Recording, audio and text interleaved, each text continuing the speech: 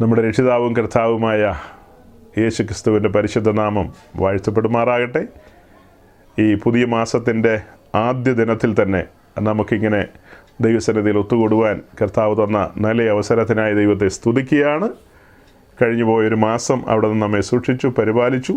കഴിഞ്ഞ ഒരു മാസം മാത്രമല്ല, നമ്മുടെ ആയുസ്സിൻ്റെ കഴിഞ്ഞുപോയ കാലങ്ങളിലേക്ക് തിരിഞ്ഞു നോക്കിയാൽ എത്ര അതിശയകരമായി അത്ഭുതകരമായി നമ്മെ വഴി നടത്തി തൻ്റെ വചനത്തിൻ്റെ മർമ്മങ്ങളെ നമുക്ക് തന്നുകൊണ്ടിരിക്കുന്നു. തൻ്റെ ആത്മാവിനാൽ നമ്മെ നയിക്കുന്നു. നമ്മുടെ പ്രത്യാശ വർദ്ധിക്കുന്നു. വിശ്വാസത്താൽ നാം മുൻപോട്ട് പോകുന്നു. ഇതെല്ലാം ഓർക്കുമ്പോൾ ദൈവസന്നിധിയിൽ ഹൃദയം തുറന്ന് ഞാൻ സ്തുതിയും ബഹുമാനവും അർപ്പിക്കുകയാണ്. കഴിഞ്ഞ കുറേ ആഴ്ചകളായി നാം നമ്മുടെ ഈ കുടിവരവ് ആരംഭിക്കുമ്പോൾ 2 പത്രോസിൻ്റെ ലേഖനം 3-ാം അധ്യായത്തിൻ്റെ 17-ാം വാക്യം വായിച്ചുകൊണ്ടാണ് അങ്ങനെ മുൻപോട്ട് വരാറ്. അതായത് അപ്പോസ്തലൻ പറയുകയാണ്, അധർമ്മികളുടെ വഞ്ചനയിൽ കുടുങ്ങി സ്വന്തം സ്ഥിരത വിട്ട് വീണു പോകാതിരിപ്പാൻ സൂക്ഷിക്കണമെന്ന് ചിതറിപ്പാർക്കുന്ന പരദേശികളായ ഭക്തന്മാരോട് പറയുകയാണ്. അതേ വാക്ക് തന്നെയാണ് ഈ കാലഘട്ടത്തിൽ ശുശ്രൂഷയ്ക്ക് വിളിക്കപ്പെട്ട എനിക്കും നിങ്ങളോട് പറയാനുള്ളത്. നമ്മുടെ സ്വന്തം സ്ഥിരത വിട്ട് വീണു പോകാതിരിപ്പാൻ നാമും സൂക്ഷിക്കേണ്ടതുണ്ട്. വഞ്ചനകൾ എന്ന് പറയുന്നത് നമ്മൾ ചിന്തിക്കുന്ന രീതിയിലായിരിക്കില്ല കടന്നു വരുന്നത്. വ്യത്യസ്തമായ നിലയിലായിരിക്കും അത് കടന്നു വരുന്നത്. നമ്മൾ പല കാര്യങ്ങളും യോഗ്യമെന്നൊക്കെ കരുതി വയ്ക്കുന്ന പലതും അങ്ങനെ യോഗ്യമാകണമെന്നില്ല. വളരെ സൂക്ഷ്മതയോടെ കാര്യങ്ങളെ നമ്മൾ പരിശോധിക്കേണ്ടതുണ്ട്. അപ്പോൾ കഴിഞ്ഞ കുറേ ദിവസങ്ങളായി നമ്മൾ പറഞ്ഞുകൊണ്ടിരിക്കുന്ന ആ കാര്യങ്ങളിലേക്ക് തന്നെ നമുക്ക് പോകേണ്ടതുണ്ട്. എന്നാൽ കഴിഞ്ഞ ആഴ്ചത്തെ നമ്മുടെ മെസ്സേജ് പിന്നത്തേതിൽ യൂട്യൂബിൽ അപ്ലോഡ് ചെയ്തിരുന്നല്ലോ. അതിനകത്ത് വന്ന കമൻറ്റുകളിൽ ഒരു കമൻറ്റ് എൻ്റെ ശ്രദ്ധയിൽ ഇങ്ങനെ പെടുവാനിടയായി. അതായത് അവിടെ കമൻ്റ് എഴുതിയ വാത്സല്യ സഹോദരൻ പറയുന്നത്, രക്ഷയുടെ ഭദ്രതയെക്കുറിച്ച് എനിക്കും എന്നെ കേട്ടുകൊണ്ടിരിക്കുന്ന നിങ്ങൾക്കെല്ലാവർക്കും എന്തോ ഭയങ്കര സംശയമുണ്ടെന്നുള്ള രീതിയിലാണ് പുള്ളി അവിടെ എഴുതി പിടിപ്പിച്ചിരിക്കുന്നത്. അതായത് കുറച്ച് കാര്യങ്ങളൊക്കെ പറഞ്ഞിട്ട് പുള്ളി പറഞ്ഞു, താങ്കളുടെ വാദഗതികളെല്ലാം പൊളിഞ്ഞു പോകുമെന്ന്. അതായത് ഈ രക്ഷാഭദ്രതക്കാരുമായി ബന്ധപ്പെട്ട് നമ്മൾ ഇടയ്ക്കിടയ്ക്ക് ഇങ്ങനെ പറഞ്ഞുകൊണ്ടിരിക്കുമല്ലോ. അപ്പോൾ ആ ഭദ്രതക്കാരുമായി ബന്ധപ്പെട്ട ആളുകൾക്കൊരു അലോസരമാണ് നമ്മുടെ വാക്കുകൾ. അപ്പോൾ ആ സഹോദരനും അതുകൊണ്ടാണ് അങ്ങനെ ആ കാര്യങ്ങളെ പറയാനിടയായത്. അദ്ദേഹം പറയുന്നത്, കൊലോസ്യ ലേഖനം 3-ാം അധ്യായത്തിൻ്റെ ആരംഭത്തിൽ എഴുതിയിട്ടുണ്ട്, ആകയാൽ നിങ്ങൾ ക്രിസ്തുവിനോടുകൂടെ ഉയർത്തെഴുന്നേറ്റിരിക്കുന്നു എങ്കിൽ. വാസ്തവമായി രക്ഷിക്കപ്പെട്ട ഒരുവൻ ക്രിസ്തുവിനോടുകൂടെ ഉയർത്തെഴുന്നേറ്റിരിക്കുന്നു എന്നാണ് ആ സഹോദരൻ പറയുന്നത്. നമുക്ക് ആരെങ്കിലും ആ കാര്യത്തിൽ തർക്കമുണ്ടോ? എനിക്ക് തോന്നുന്നില്ല നിങ്ങൾക്ക് ആർക്കും തർക്കമുണ്ടാകുമെന്ന്. ക്രിസ്തുവിനോടുകൂടെ ഉയർത്തെഴുന്നേറ്റിരിക്കുന്നു എങ്കിൽ നിങ്ങൾ ഉയരത്തിലുള്ളത് ചിന്തിക്കണമെന്നാണ് ആ വാക്യം. അപ്പോൾ അദ്ദേഹം അത് ചുരുക്കി പറഞ്ഞതാണ്, നിങ്ങൾ ക്രിസ്തുവിനോടുകൂടെ ഉയർത്തെഴുന്നേറ്റിരിക്കുന്നെങ്കിൽ, നിങ്ങൾ രക്ഷിക്കപ്പെട്ട് സ്നാനപ്പെട്ടൊക്കെ മുൻപോട്ട് വന്ന വ്യക്തിയാണെങ്കിൽ നിങ്ങളുടെ രക്ഷയിൽ നിങ്ങൾ എന്തിനാണ് സംശയിക്കുന്നതെന്നാണ് ചോദിക്കുന്നത്. അതാണ് ആ ചോദ്യത്തിൻ്റെ സാരം. കർത്താവ് രക്ഷിച്ചവരെ കർത്താവ് കൈവിട്ട് കളയുമോ? അങ്ങനൊരു ചോദ്യമുണ്ട്. യോഹന്നാൻ 10-ലൊരു വാക്യമുണ്ട്, എൻ്റെ ആടുകൾ എൻ്റെ കരത്തിലിരിക്കുന്നു, എൻ്റെ ആടുകൾ എൻ്റെ പിതാവിൻ്റെ കരത്തിലിരിക്കുന്നു. പിതാവിൻ്റെ കരത്തിൽ നിന്ന് ആര് പിടിച്ചു പറിക്കുമെന്നാണ് ചോദിക്കുന്നത്. എൻ്റെ കരത്തിൽ നിന്ന് ആര് പിടിച്ചു പറിക്കുമെന്നാണ് ചോദിക്കുന്നത്. ഞാൻ അവയ്ക്ക് നിത്യജീവൻ കൊടുക്കുന്നു, അവ ഒരു നാൾ നശിച്ചു പോകില്ലെന്നാണ് അവിടെ എഴുതിയിരിക്കുന്നത്. അങ്ങനെയൊക്കെ എഴുതി വെച്ചിരിക്കുമ്പോൾ നിങ്ങൾ ഈ രക്ഷയിൽ ഇങ്ങനെ സംശയിക്കുന്നത് ഒട്ടും ശരിയല്ലെന്നാണ് അദ്ദേഹം പറഞ്ഞു വരുന്നത്. അപ്പോൾ ഈ പറയപ്പെട്ട വചനങ്ങളും കാര്യങ്ങളും ഒക്കെ വെച്ച് പറയുകയാണെങ്കിൽ നിശ്ചയമായും നിങ്ങളുടെ സകല വാദഗതികളും പൊളിഞ്ഞു പോകുന്നതാണ് അദ്ദേഹം പറയുന്നത്. ആ വാത്സല്യ സഹോദരനോട് നമുക്ക് സ്നേഹമുണ്ട്, പിന്നെ വാത്സല്യമുണ്ട്. അദ്ദേഹം നമ്മളെ എന്തായാലും കേൾക്കാനായിട്ട് പരിശ്രമിച്ചല്ലോ. നമ്മൾ പറഞ്ഞ കാര്യങ്ങളും നമ്മുടെ വാദങ്ങളൊക്കെ പൊളിഞ്ഞു പോകുമെന്ന് പറഞ്ഞാലും കുറച്ചെങ്കിലും കേട്ട് കാണും, ഒരു 15 മിനിറ്റെങ്കിലും കേട്ട് കാണും. മുഴുവനൊന്നും കേൾക്കാനുള്ള ക്ഷമ ചിലപ്പോൾ കിട്ടിക്കാണില്ല, പറയാൻ പറ്റില്ല, ചിലപ്പോൾ മുഴുവനും കേട്ടും കാണും. അപ്പം ആ സഹോദരൻ മനസ്സിലാക്കേണ്ട ഒരു കാര്യം, യോഹന്നാൻ 10-ൽ എഴുതിയിരിക്കുന്നത് എൻ്റെ ആടുകൾ എൻ്റെ കരത്തിലിരിക്കുന്നു എന്നാണ്. ആ കൂട്ടത്തിൽ തന്നെയാണ് എൻ്റെ ആടുകൾ എൻ്റെ പിതാവിൻ്റെ കരത്തിലിരിക്കുന്നു എന്ന് പറയുന്നത്. അതേസമയം 1 പത്രോസിൻ്റെ ലേഖനം 1-ാം അധ്യായത്തിലേക്ക് വരുമ്പോൾ അതിൻ്റെ 3 മുതൽ താഴേക്കുള്ള വാക്യങ്ങൾ വായിക്കുമ്പോൾ അവിടെ കാണുന്നത്, അന്ത്യകാലത്ത് വെളിപ്പെടുവാനുള്ള രക്ഷയ്ക്ക് നമ്മെ ദൈവശക്തിയിൽ കാത്തുകൊണ്ടിരിക്കുക എന്നാണ് കാണുന്നത്. ചില്ലറ വാക്യമൊന്നുമല്ല, നല്ല കടുപ്പമുള്ള വാക്യമാണ്. അന്ത്യകാലത്ത് വെളിപ്പെടുവാനുള്ള രക്ഷയിലേക്ക് വന്ന വ്യക്തികളാണ് നമ്മൾ ഓരോരുത്തരും. നമ്മെ അങ്ങനെ ദൈവശക്തിയിൽ കാത്തുകൊണ്ടിരിക്കുകയാണ്. അങ്ങനെ കാത്തുകൊണ്ടിരിക്കുമ്പോൾ തന്നെയാണ് തൊട്ട് താഴെ 6-ാം വാക്യത്തിൽ പറയുന്നത്, നാം അനേക പരീക്ഷകളിലൂടെയൊക്കെ കടന്നു പോകേണ്ടി വരും. പിന്നെ അതിൻ്റെ തൊട്ട് താഴെ പറയുന്നത് നമ്മുടെ വിശ്വാസത്തിൻ്റെ പരിശോധനയുണ്ട്, വിശ്വാസം പരിശോധിക്കപ്പെടും എന്നുള്ള കാര്യങ്ങൾ. ഈ വാക്യത്തോട് ചേർത്ത് വെച്ച് നമുക്ക് ആവർത്തന പുസ്തകം 8-ാം അധ്യായത്തിലൊരു വാക്യം കൂടെ വേണേൽ കണക്ട് ചെയ്യാം. അതായത് മിസ്രൈമിൽ നിന്ന് വിടുവിച്ച് ചെങ്കടലും കടത്തി മരുഭൂമി വഴിയായി മുൻപോട്ട് കൊണ്ടുവരുന്ന ജനവർഗമാണ് ഇസ്രായേൽ ജനം. അവരെ സംബന്ധിച്ച് നമ്മൾ സൂക്ഷിച്ച് നോക്കുമ്പോൾ കാണുന്നത് എന്താ? പകൽ മേഘസ്തംഭത്തിലും രാത്രി അഗ്നിസ്തംഭത്തിലുമാണ് അവരെ നടത്തുന്നത്. എന്തൊരു കാഴ്ചയായിരിക്കും അത്! മാനവ ചരിത്രത്തിൽ ഇന്നു വരെ ഇങ്ങനത്തെ ഒരു കാര്യം കേട്ടുകഴിയുണ്ടോ? ആ ജനത്തിന് വേണ്ടുന്ന ദാഹജലം അവിടെ കൊടുക്കുകയാണ്. പാറയെ പിളർന്നല്ലേ കൊടുക്കുന്നത്. അവർക്ക് വേണ്ടുന്ന മന്ന പൊഴിച്ചു കൊടുക്കുകയാണ്. മന്ന എന്ന് പറഞ്ഞാൽ എന്താ? ശക്തിമാന്മാരുടെ അപ്പമാണ് അല്ലേ? ശക്തിമാന്മാരുടെ അപ്പം പൊഴിച്ചു കൊടുക്കുകയാണ്. അങ്ങനെ അത്യത്ഭുതകരമായിട്ടാണ് അവരെ മുൻപോട്ട് നയിക്കുന്നത്. അങ്ങനെ അത്യത്ഭുതകരമായി മുൻപോട്ട് നയിച്ച ആ ഇസ്രായേലിനെ കുറിച്ചൊരു വാക്യം ഞാൻ യൂദായുടെ ലേഖനത്തിൽ നിന്നൊന്ന് വായിച്ച് കേൾപ്പിക്കാം. യൂദായുടെ ലേഖനത്തിന് ഒരധ്യായമേ ഉള്ളൂ. അതിൻ്റെ 5-ാം വാക്യം അവിടെ എഴുതിയിരിക്കുന്നത്, നിങ്ങൾ സകലവും ഒരിക്കൽ അറിഞ്ഞുവെങ്കിലും നിങ്ങളെ ഓർമ്മിപ്പാൻ ഞാൻ ഇച്ഛിക്കുന്നത് എന്തെന്നാൽ, കർത്താവ് ജനത്തെ മിസ്രൈമിൽ നിന്ന് രക്ഷിച്ചിട്ടും വിശ്വസിക്കാത്തവരെ പിന്നത്തേതിൽ നശിപ്പിച്ചു. ഈ വാക്യത്തെയൊക്കെ കോട്ട് ചെയ്തുകൊണ്ട് നമ്മൾ സുദീർഘമായൊരു പ്രസംഗിച്ചിട്ടുണ്ട്. അത് യൂട്യൂബിലുണ്ട്. 1.5 മാസം പിന്നിലാണ് ആ മെസ്സേജ് കിടക്കുന്നത്. ദാതാനും അബീരാമും സ്വർഗത്തിലോ എന്നോ മറ്റോ ആണ് അതിൻ്റെ ഹെഡിങ്. സൂക്ഷം ഞാൻ ഓർക്കുന്നില്ല. ആ നിലയിലോ മറ്റോ വരുന്ന ഒരു ഹെഡിങ്ങാണ്. അപ്പോൾ ദാതാനും അബീരാമും മാത്രമല്ല കോരഹും, ഈ പുള്ളികളൊക്കെ സ്വർഗത്തിലുണ്ടോ എന്നുള്ളൊരു ചോദ്യമാണ് നമ്മൾ ചോദിക്കുന്നത്. അങ്ങനെ ചോദിക്കാനുണ്ടായ പ്രേരണ എന്തെന്ന് ചോദിച്ചാൽ, ഈ കാലഘട്ടത്തിലെ അഭിനവ രക്ഷാഭദ്രതക്കാരുടെ അപ്പോസ്തോലൻ അങ്ങനെ ചില നിരീക്ഷണങ്ങളൊക്കെ നടത്തി. അതായത് മരുഭൂമി വെച്ച് ദൈവത്തിൻ്റെ ഹിതത്തിന് വിരുദ്ധമായ ഒരു കാര്യം മോശ ചെയ്തിരുന്നു. അങ്ങനെ മോശയ്ക്ക് വാഗ്ദത്ത ഭൂമിയിൽ എത്താൻ കഴിഞ്ഞില്ല. അദ്ദേഹം നെബോ പർവ്വതത്തിലങ്ങ് അവസാനിച്ചു. അങ്ങനെ അവിടെ അവസാനിച്ച മോശയെ സ്വർഗത്തിൽ നമ്മൾ കാണുന്നുണ്ടെങ്കിൽ നിശ്ചയമായും ഈ ബാക്കിയുള്ളവരെയൊക്കെ നമുക്ക് സ്വർഗത്തിൽ കാണാൻ പറ്റും.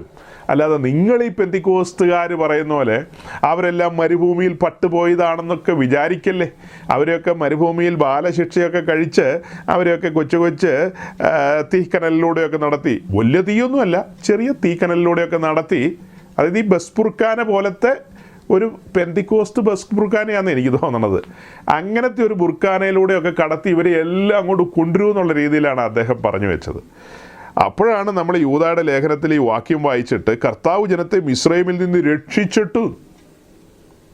രക്ഷിച്ചിട്ടും വിശ്വസിക്കാത്തവരെ പിന്നത്തേതിൽ നശിപ്പിച്ചെന്ന. അപ്പോൾ അതിന് ചില ബിരുദന്മാർ പറയുന്നു, ഒരു വിശ്വാസവും ഇല്ലാത്ത ആൾക്കാരായിരുന്നു അവരെന്ന.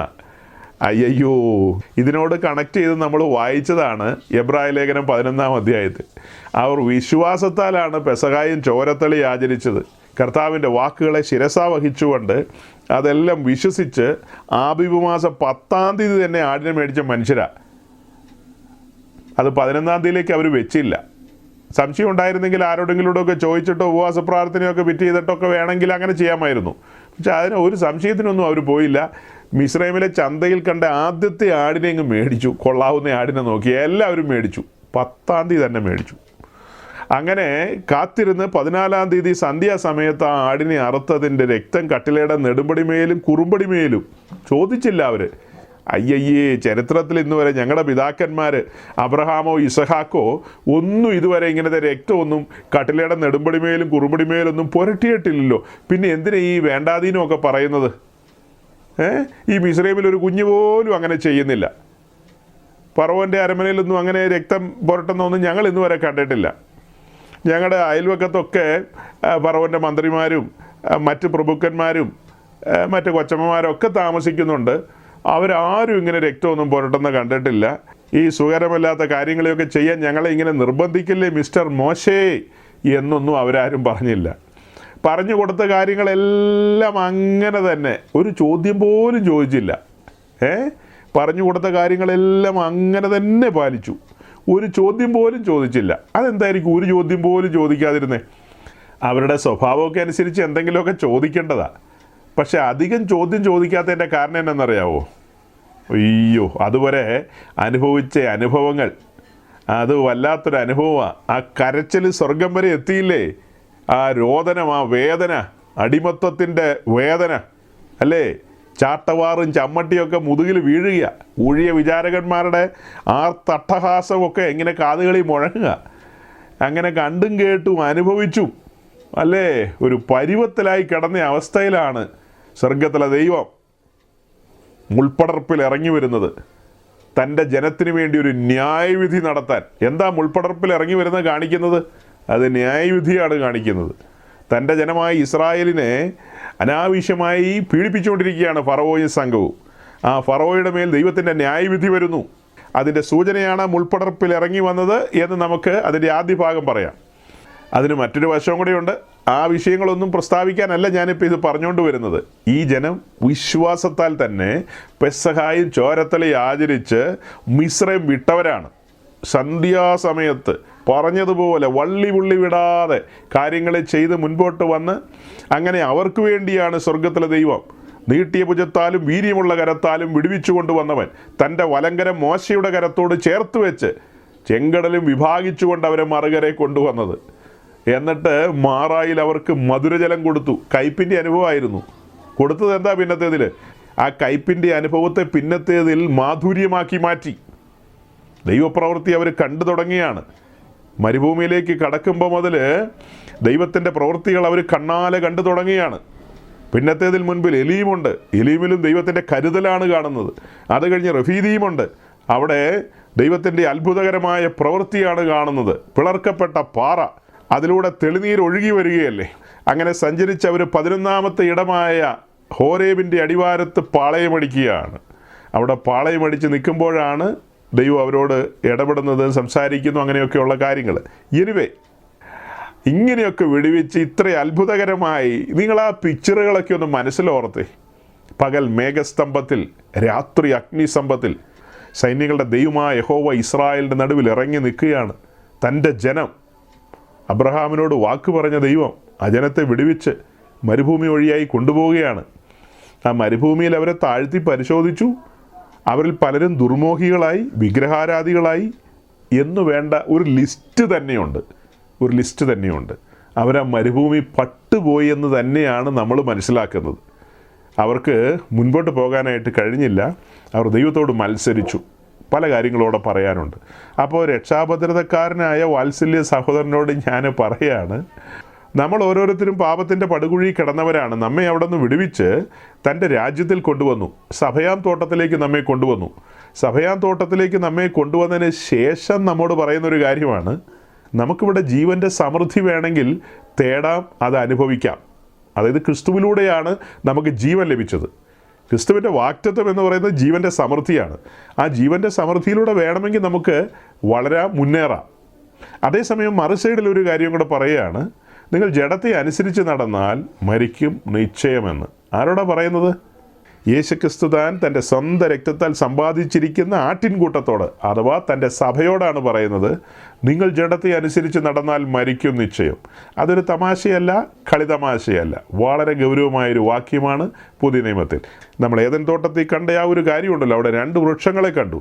അതുപോലെ തന്നെ പുതിയ നിയമ സഭയോടുള്ള ബന്ധത്തിൽ പുതിയ നിയമത്തിലേക്ക് വരുമ്പോൾ നമ്മളിവിടെയും കാണുകയാണ്, നമുക്ക് ക്രിസ്തുവിൽ ആശ്രയിച്ചുകൊണ്ട്, അവനിൽ വസിച്ചുകൊണ്ട്, അവനിൽ വേരൂന്നി, അങ്ങനെ ആ ജീവരസം വലിച്ചെടുത്തുകൊണ്ട് അങ്ങനെ തന്നെ നമുക്ക് മുന്നോട്ട് പോകാൻ കഴിയും.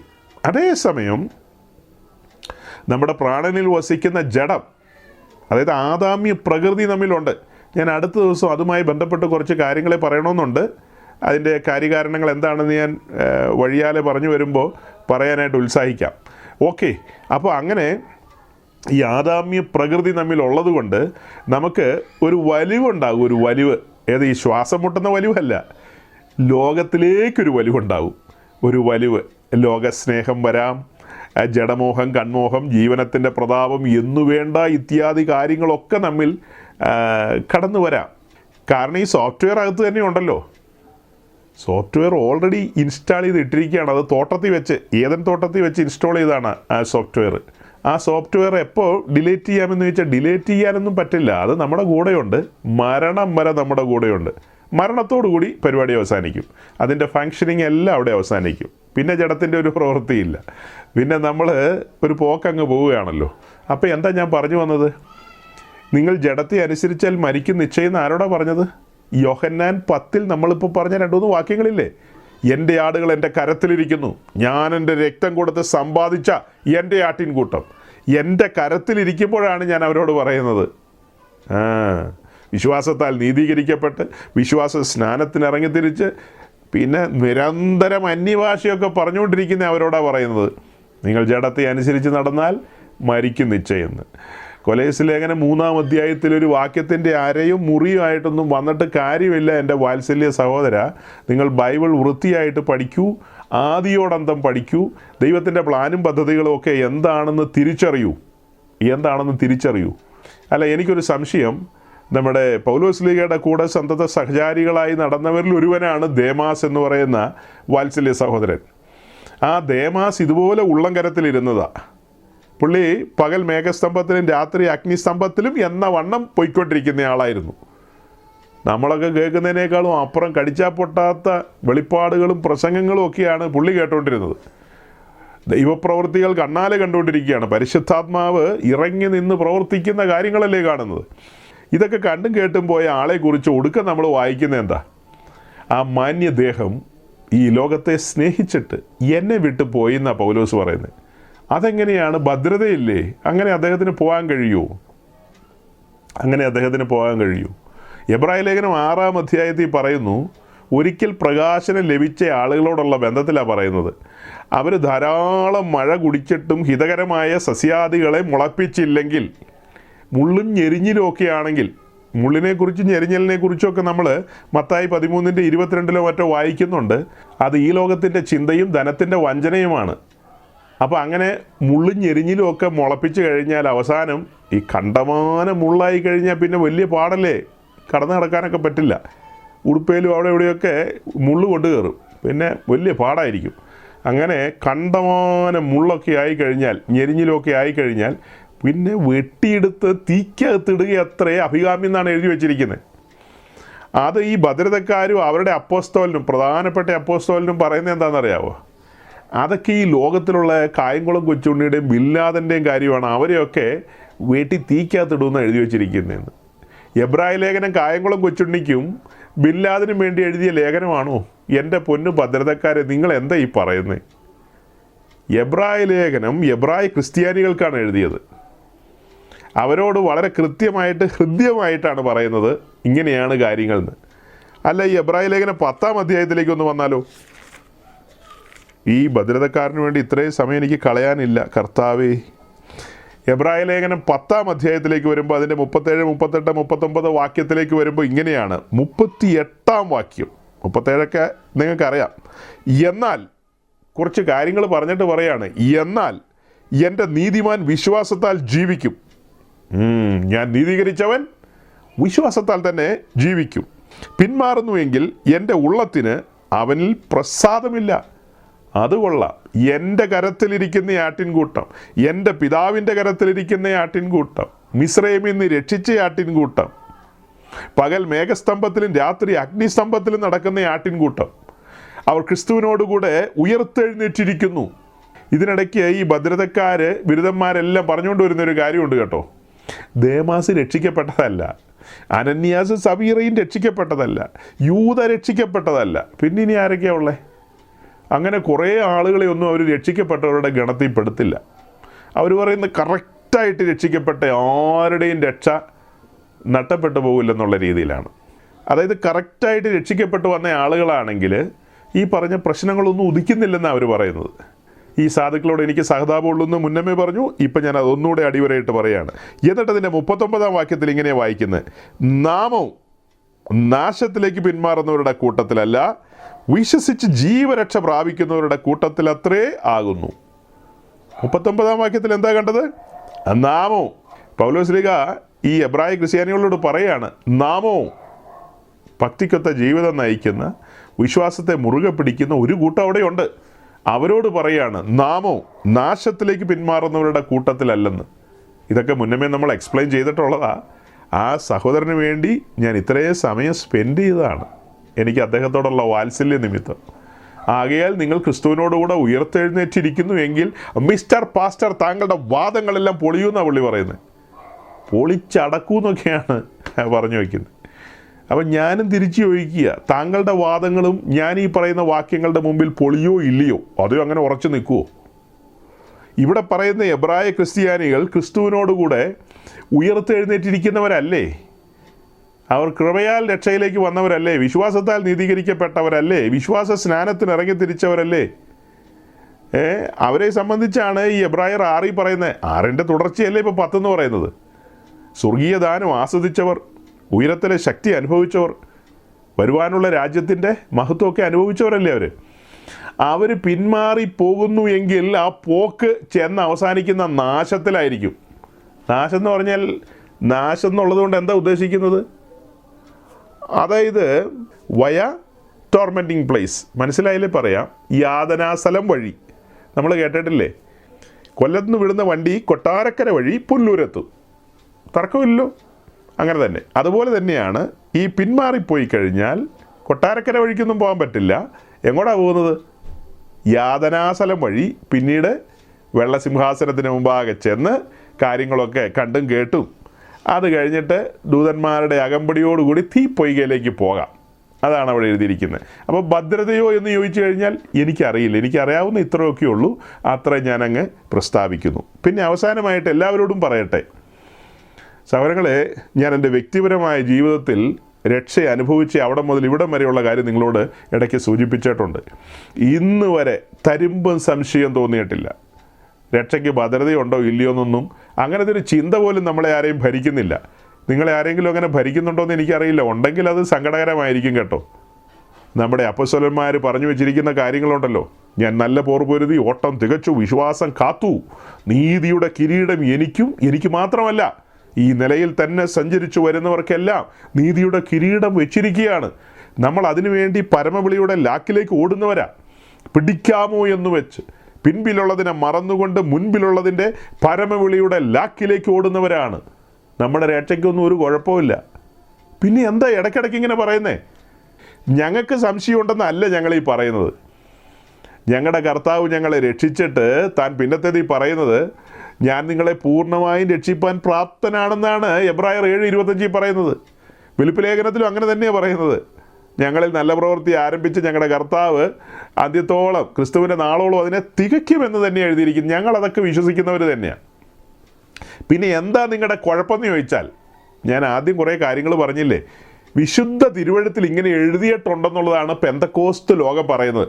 അല്ലാതെ പെന്തക്കോസ്തുകാർ ആരുടെയെങ്കിലും രക്ഷ ചാടി പോകുന്നോ, ഊർന്നു പോകുന്നോ, ഉതിർന്നു പോകുന്നോ ഒന്നും പറയുന്നവരല്ല. ഈ രക്ഷ ആസ്വദിക്കുന്നവരും രക്ഷയുടെ സന്തോഷത്തിൽ മുൻപോട്ട് പോകുന്നവരുമാണ് യഥാർത്ഥ വീണ്ടും ജനനാനുഭവത്തിലുള്ള ആളുകളെല്ലാം, അല്ലേ? യഥാർത്ഥ വീണ്ടും ജനനാനുഭവത്തിലുള്ളവരൊക്കെ രക്ഷയുടെ സന്തോഷം അനുഭവിച്ചുകൊണ്ട് ആ രക്ഷയെക്കുറിച്ചുള്ള ബോധ്യത്തിൽ തന്നെ മുൻപോട്ട് പോകുന്നവരാണ്. പക്ഷേ വിശുദ്ധ തിരുവഴുത്തിൽ ഇങ്ങനെ എഴുതിയിരിക്കുന്നു, അത് നമ്മൾ മാലോകരെ അറിയിക്കുന്നു എന്നേ ഉള്ളൂ. വിശുദ്ധ തിരുവഴുത്തിൽ ഇതിങ്ങനെ എഴുതി വെച്ചിരിക്കുകയല്ലേ. പലപ്പോഴും പെയ്ത മഴ കുടിച്ചിട്ട് അത് നിങ്ങൾ വ്യാഖ്യാനിക്കുന്ന പോലെ അല്ലെന്നേ ഞങ്ങൾ പെന്തക്കോസ്ത് ലോകം ഈ എബ്രായർ 6 വ്യാഖ്യാനിക്കുന്നത്.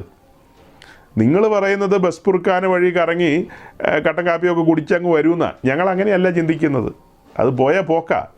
ഈ എബ്രായർ 10 ഇപ്പോൾ വായിച്ചില്ലേ? പിന്മാറുന്നുവെങ്കിൽ എനിക്കൊരു പ്രസാദമില്ല, അങ്ങനെ പിന്മാറുന്നവൻ നാശത്തിൽ ചെന്ന് അവസാനിക്കുമെന്നൊക്കെയാണ് വായിക്കുന്നത്.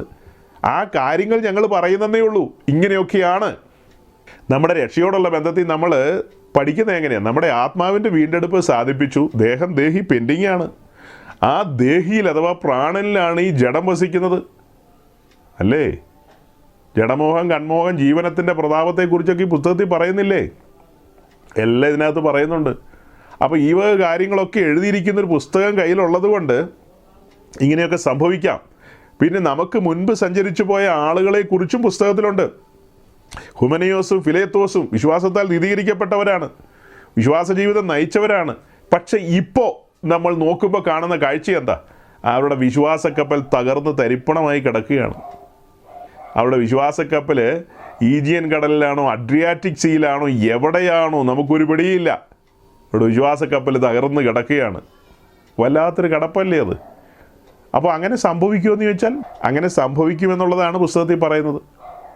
പൗലോസ് തിമത്തിയോസിനോട് പോലും പറയുന്നത് എന്താ? നിത്യജീവനെ മുറുകെ പിടിക്കണം കേട്ടോ, നിജപുത്ര എന്നാണ് പറയുന്നത്. എങ്ങനെയെങ്കിലുമൊക്കെ പറന്ന് കടന്നോളാനല്ല പറയുന്നത്. നിത്യജീവനെ മുറുകെ പിടിച്ചുകൊള്ളുക. കാര്യകാരണങ്ങളുണ്ടെന്ന് കൂട്ടിക്കും അതിനകത്ത്. അപ്പോൾ നമ്മുടെ വാത്സല്യ സഹോദരന് അത്യാവശ്യം ഭദ്രതയുമായി ബന്ധപ്പെട്ട കാര്യങ്ങൾ കുറച്ച് സമയം ചിലവഴിച്ച് തന്നെ ഞാൻ പറഞ്ഞിട്ടുണ്ട്. മനസ്സിലായി കാണുമെന്നാണ് എനിക്ക് തോന്നുന്നത്. മനസ്സിലായില്ലെങ്കിൽ ഇപ്പോൾ എനിക്കൊന്നും ചെയ്യാനില്ല, ഇതിൽ കൂടുതലൊന്നും പറയാനുമില്ല. അത്യാവശ്യ കാര്യങ്ങളായി. അപ്പോൾ ആ ഭാഗം നമ്മൾ വിടുകയാണ്. ഇനി സഹോദരങ്ങളെ, നമ്മൾ കഴിഞ്ഞ 2-3 ആഴ്ചയായിട്ട് തുടർമാനമായി നമ്മൾ സംസാരിച്ചു വന്നുകൊണ്ടിരുന്ന കാര്യത്തിൽ ഈ ബാഹ്യാലങ്കാരങ്ങളുമായി ബന്ധപ്പെട്ട കാര്യങ്ങളാണ് പറഞ്ഞുകൊണ്ടിരുന്നത്. External decorations. അപ്പോൾ അങ്ങനെയുള്ള കാര്യങ്ങളൊക്കെ പറയാനുണ്ടായ പ്രചോദനം എന്താണെന്ന് ഞാൻ പലപ്പോഴായിട്ട് പറഞ്ഞു. പുതുതായിട്ടൊക്കെ ആരെങ്കിലും നമ്മളെ കേട്ടാൽ അവർ ഓർക്കൂല, ഇവരെന്താ ഓർക്കാപ്പുറത്ത് ഇങ്ങനെയൊക്കെ പറയുന്നതെന്ന്. ഓർക്കാപ്പുറത്തൊന്നുമല്ല, ഈ രക്ഷാഭദ്രതയും ഇത്യാദി കാര്യങ്ങളൊക്കെ ഇങ്ങനെ പറഞ്ഞു വന്നപ്പോൾ ഒരു 3 ആഴ്ച മുമ്പ് മുതലുള്ള മെസ്സേജുകളിൽ നമ്മൾ ശക്തിയുക്തം റൂഷ് പ്രസംഗിച്ചുകൊണ്ടിരിക്കുകയാണ്. അതായത് ഈ ആഭരണധാരണം എന്നൊക്കെ പറയുന്ന കാര്യങ്ങളും രക്ഷയുമായിട്ടൊരു ബന്ധമില്ലെന്നുള്ളതാണ് നമ്മൾ വചനത്തിലൂടെ സ്ഥാപിച്ചത്. കഴിഞ്ഞ ദിവസങ്ങളിൽ ഇതൊക്കെ പറഞ്ഞതാണ്. ഞാൻ ചെറുതായിട്ടൊന്ന് റിപ്പീറ്റ് ചെയ്തെന്നേ ഉള്ളൂ, മുഴുവൻ കാര്യങ്ങൾ റിപ്പീറ്റ് ചെയ്യുകയല്ല. രക്ഷയും ആഭരണധാരണവുമായിട്ടൊന്നും ഒരു ബന്ധമില്ല. രക്ഷ കൃപയാലാണ്, രക്ഷ സൗജന്യമാണ്, അൺകണ്ടീഷണലാണ്, ഇങ്ങനെയൊക്കെയുള്ള വാക്കുകൾ നമ്മൾ ഉപയോഗിച്ചു. അത് കഴിഞ്ഞിട്ട് നമ്മൾ പറഞ്ഞു, അങ്ങനെ രക്ഷിക്കപ്പെട്ട് മുൻപോട്ട് വരുന്ന വ്യക്തി ഒരു ക്രൈസ്തവ ജീവിതം നയിക്കണമെന്നുണ്ടെങ്കിൽ ക്രിസ്തുവിനോട് ചേരണം. ക്രിസ്തുവിനോട് ചേർന്ന് അങ്ങനെ മുൻപോട്ട് പോകണമെങ്കിൽ വിശ്വാസ സ്നാനത്തിന് ഇറങ്ങിത്തിരിക്കണം. അങ്ങനെ വിശ്വാസ സ്നാനത്തിന് ഇറങ്ങിത്തിരിച്ച് വിശുദ്ധ ജീവിതം നയിച്ച് മുൻപോട്ട് പോകേണ്ടതുണ്ട്. അപ്പോൾ അതിന് ചില ആരംഭങ്ങൾ കുറിക്കപ്പെടണം എന്നൊക്കെയുള്ള കാര്യങ്ങളാണ് നമ്മളിങ്ങനെ പറഞ്ഞത്. അതിനോടനുബന്ധിച്ച് നിഴലുകൾ എന്ന നിലയിലൊക്കെ പഴയ നിയമത്തിലെ ചില കാര്യങ്ങളൊക്കെ സൂചിപ്പിച്ചു. ശരിക്കും ക്രിസ്തീയ ജീവിതം എന്ന് പറയുന്നത് ഏത് രീതിയിലാണ്, എങ്ങനെയാണെന്നൊക്കെയുള്ള കാര്യങ്ങൾ നമ്മൾ ഈ ടാബർനാക്കലിൻ്റെ ഒരു പിക്ചറൊക്കെ വെച്ചിട്ട് ചില കാര്യങ്ങൾ പറഞ്ഞു. ആ കൂട്ടത്തിൽ പിന്നീട് നമ്മൾ കണ്ടത് ലേവ്യ പുസ്തകം 1-ാം അധ്യായത്തിൽ വന്നിട്ട് ഇസ്രായേൽ ജനം ദൈവസന്നിധിയിൽ ഹോമയാഗം കഴിക്കാൻ വരുന്ന ആ വരവിനോടുള്ള ബന്ധത്തിൽ വരവനായ ദൈവം വെച്ച നിഷ്കർഷകളെക്കുറിച്ചാണ് പിന്നീട് കണ്ടത്. അങ്ങനെ അതിൻ്റെ കൂട്ടത്തിൽ പിന്നീട് ലേവ്യ പുസ്തകം തന്നെ 2-ാം അധ്യായത്തിൽ ഭോജനയാഗം കഴിക്കുന്ന കാര്യം പറഞ്ഞപ്പോൾ അത് ആദ്യഫലം എന്ന നിലയിൽ കഴിക്കുകയാണെങ്കിൽ എങ്ങനെയാണെന്ന് പറഞ്ഞു.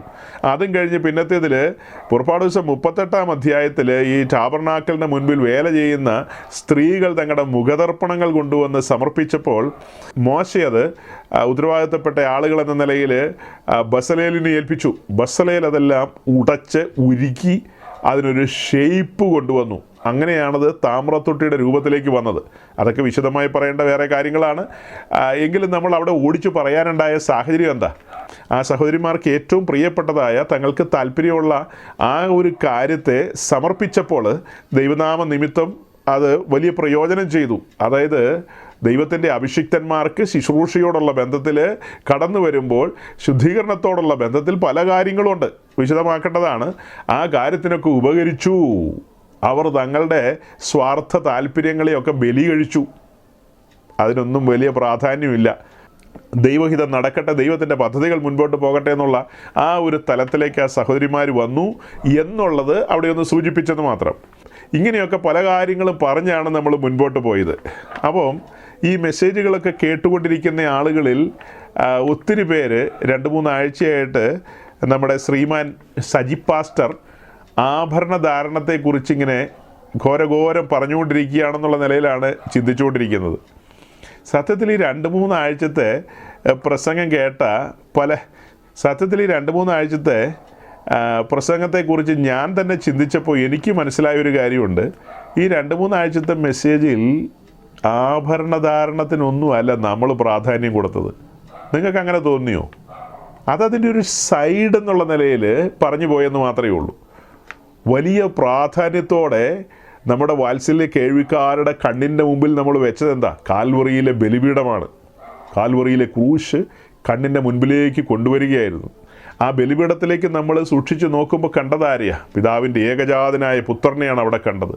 നമുക്ക് വേണ്ടി തച്ചുടയ്ക്കപ്പെട്ട് കിടക്കുന്ന ഒരു കാഴ്ച, ക്രൂശിൻ്റെ ദർശനം അല്ലേ? പാപത്തിൻ്റെ പടുകുഴിയിൽ കിടന്ന നമ്മെ ഉദ്ധരിക്കാൻ ഒരുവൻ സ്വർഗ മഹിമകളെ വെടിഞ്ഞ് താണിറങ്ങി വന്ന് തന്നെത്താൻ ഏൽപ്പിച്ചു കൊടുത്തു. നമ്മെ സ്നേഹിച്ചെന്നും കൂടി ഒരു വാക്കുണ്ട് അതിനിടയ്ക്ക്, അത് ഞാൻ പറയാൻ വിട്ടുപോയി. നമ്മെ സ്നേഹിച്ച് നമുക്ക് വേണ്ടി തന്നെത്താൻ ഏൽപ്പിച്ചു കൊടുത്തു. അത് പറയുമ്പോൾ ഒരു വാക്യം വായിക്കാൻ ഓർമ്മ വരുന്നു. എബ്രായ ലേഖനം 9-ാം അധ്യായത്തിൻ്റെ 14-ാം വാക്യം, ഹീബ്രു ചാപ്റ്റർ 9 വേഴ്സ് 14. അതൊന്ന് വായിച്ചേ.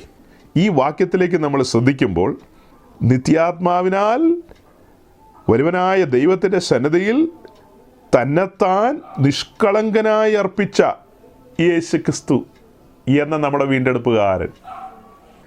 ഈ വായിച്ച വാക്യത്തിനകത്തുനിന്ന് ആഴമേറിയൊരു സ്പർശനം നമുക്ക് ലഭിക്കും. എന്താണ് ആ സ്പർശനം? നിത്യാത്മാവിനാൽ ദൈവത്തിന് തന്നെത്താൻ നിഷ്കളങ്കനായി അർപ്പിച്ച ക്രിസ്തുയേശുവിൻ്റെ രക്തം. അപ്പോൾ ക്രിസ്തുയേശു ദൈവത്തിന് തന്നെത്താൻ നിഷ്കളങ്കനായി അർപ്പിച്ചു. ആരാ ഈ ക്രിസ്തുയേശു? നമ്മുടെ രക്ഷകനും വീണ്ടെടുപ്പുകാരനും. അവിടെ കൊണ്ട് തീരുന്നില്ല, നമ്മുടെ ആത്മമണവാളനാണ്. നമ്മുടെ ആത്മമണവാളനായ ക്രിസ്തു പിതാവിൻ്റെ സന്നിധിയിൽ പരപ്രേരണകളൊന്നുമില്ലാതെ AK-47 ഒന്നും കാണിച്ചിട്ടല്ല, തന്നെത്താൻ നമ്മെ സ്നേഹിച്ച് ഒരു നിഷ്കളങ്ക യാഗമായി ഏൽപ്പിച്ചു എന്നാണ് വായിക്കുന്നത്. തൻ്റെ മണവാട്ടിയോടും പരിശുദ്ധാത്മാവ് നിശബ്ദമായി പറയുന്നത് എന്താ?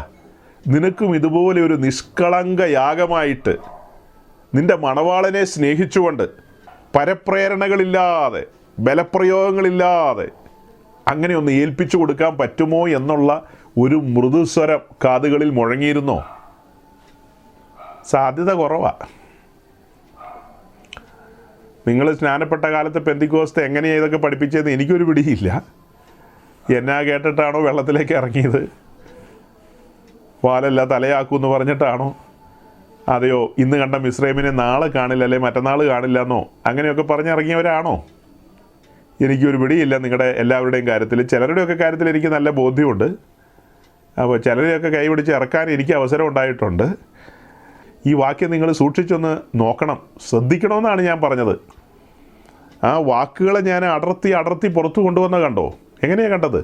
നമ്മുടെ കർത്താവ് നമ്മെ സ്നേഹിച്ച് തന്നെത്താൻ ഒരു നിഷ്കളങ്ക യാഗമായി ഏൽപ്പിച്ചു കൊടുത്തു എന്ന്. അതെന്തിനാ അവിടെ ഈ നിഷ്കളങ്ക യാഗം എന്ന് എഴുതിയത്? യാഗമായി എന്നങ്ങ് പറഞ്ഞാൽ പോരെ, പിന്നെ ഒരു നിഷ്കളങ്കവും കൂടെ ഇടയ്ക്ക് കൊണ്ടുപോയി വെക്കേണ്ട ആവശ്യമുണ്ടോ? ആ യാഗത്തിലേക്ക് നമ്മൾ സൂക്ഷിച്ച് നോക്കുമ്പോൾ കളങ്കരഹിതമായ ഊനമില്ലാത്ത ഒരു ദേവാട്ടിൻകുട്ടിയാണ് തകർക്കപ്പെട്ട് കിടക്കുന്നത്. ഊനമില്ലാത്തൊരു യാഗം, നിഷ്കളങ്കമായൊരു യാഗം നമ്മെ വീണ്ടെടുക്കുവാൻ വേണ്ടി മുഴുവൻ പ്രൈസും കൊടുത്തു. മുഴുവൻ പ്രൈസും കൊടുത്തു. ഈ കാര്യങ്ങളല്ലേ ഗൗരവമായി നമ്മൾ പറഞ്ഞുകൊണ്ടിരുന്നത്, അല്ലാതെ മാലയും കമ്മിലിടുന്ന കാര്യമാണോ നമ്മൾ പറഞ്ഞുകൊണ്ടിരുന്നത്? അതെന്താ നിങ്ങൾ അങ്ങനെ കേൾക്കുന്നത്? മാല ഇടണോ, കമ്മലിടണോ, പാദസരം ഇടണോ, അത് മൂക്ക് കുത്തണോ, ഈ കാര്യങ്ങളാണോ നമ്മൾ പ്രസംഗിച്ചുകൊണ്ടിരുന്നത്? അതെപ്പോൾ പ്രസംഗിച്ചു? അത് നിങ്ങൾ എപ്പോൾ കേട്ടു? ഈ കാര്യത്തിനൊരു പ്രാധാന്യമില്ലേ? ഇതിനല്ലേ പ്രാധാന്യം? മറ്റേ കാര്യങ്ങൾക്കാണോ പ്രാധാന്യം? ഇവിടെയാണ് പലർക്കും പാളിച്ച പറ്റുന്നത്. പലരും പറയുന്നത് 2-3 ആഴ്ചയായിട്ട് സജി പാസ്റ്റർ ഓർണമെൻറ്റ്സിനെ കുറിച്ചാണ് പ്രസംഗിക്കുന്നതെന്നാ. എനിക്ക് മനസ്സിലാകുന്നില്ല അതെപ്പോൾ പ്രസംഗിച്ചെന്ന്. ഞാൻ ഈ ക്രൂശ് നിങ്ങളുടെ കണ്ണിൻ്റെ മുമ്പിൽ വെക്കുക. ഇതിനിടയിൽ എപ്പോഴോ ഞാൻ 1 കൊരിന്ത്യർ ലേഖനം 1-ാം അധ്യായത്തിൻ്റെ 26 മുതൽ അതിൻ്റെ താഴേക്ക് 29 വരെ ഞാൻ വായിച്ച് കേൾപ്പിച്ചു. 26 മുതൽ അങ്ങനെ വായിച്ച് താഴേക്ക് വരുമ്പോൾ എന്താ കാണുന്നത്? നമ്മെ സംബന്ധിച്ച് എഴുതി വെച്ചിരിക്കുക നമ്മൾ കുലഹീനരായിരുന്നെന്ന്. ഇവിടെ ഇരിക്കുന്ന സുന്ദരന്മാരും സുന്ദരികളെ കുറിച്ചുമാണ് പറയുന്നത്.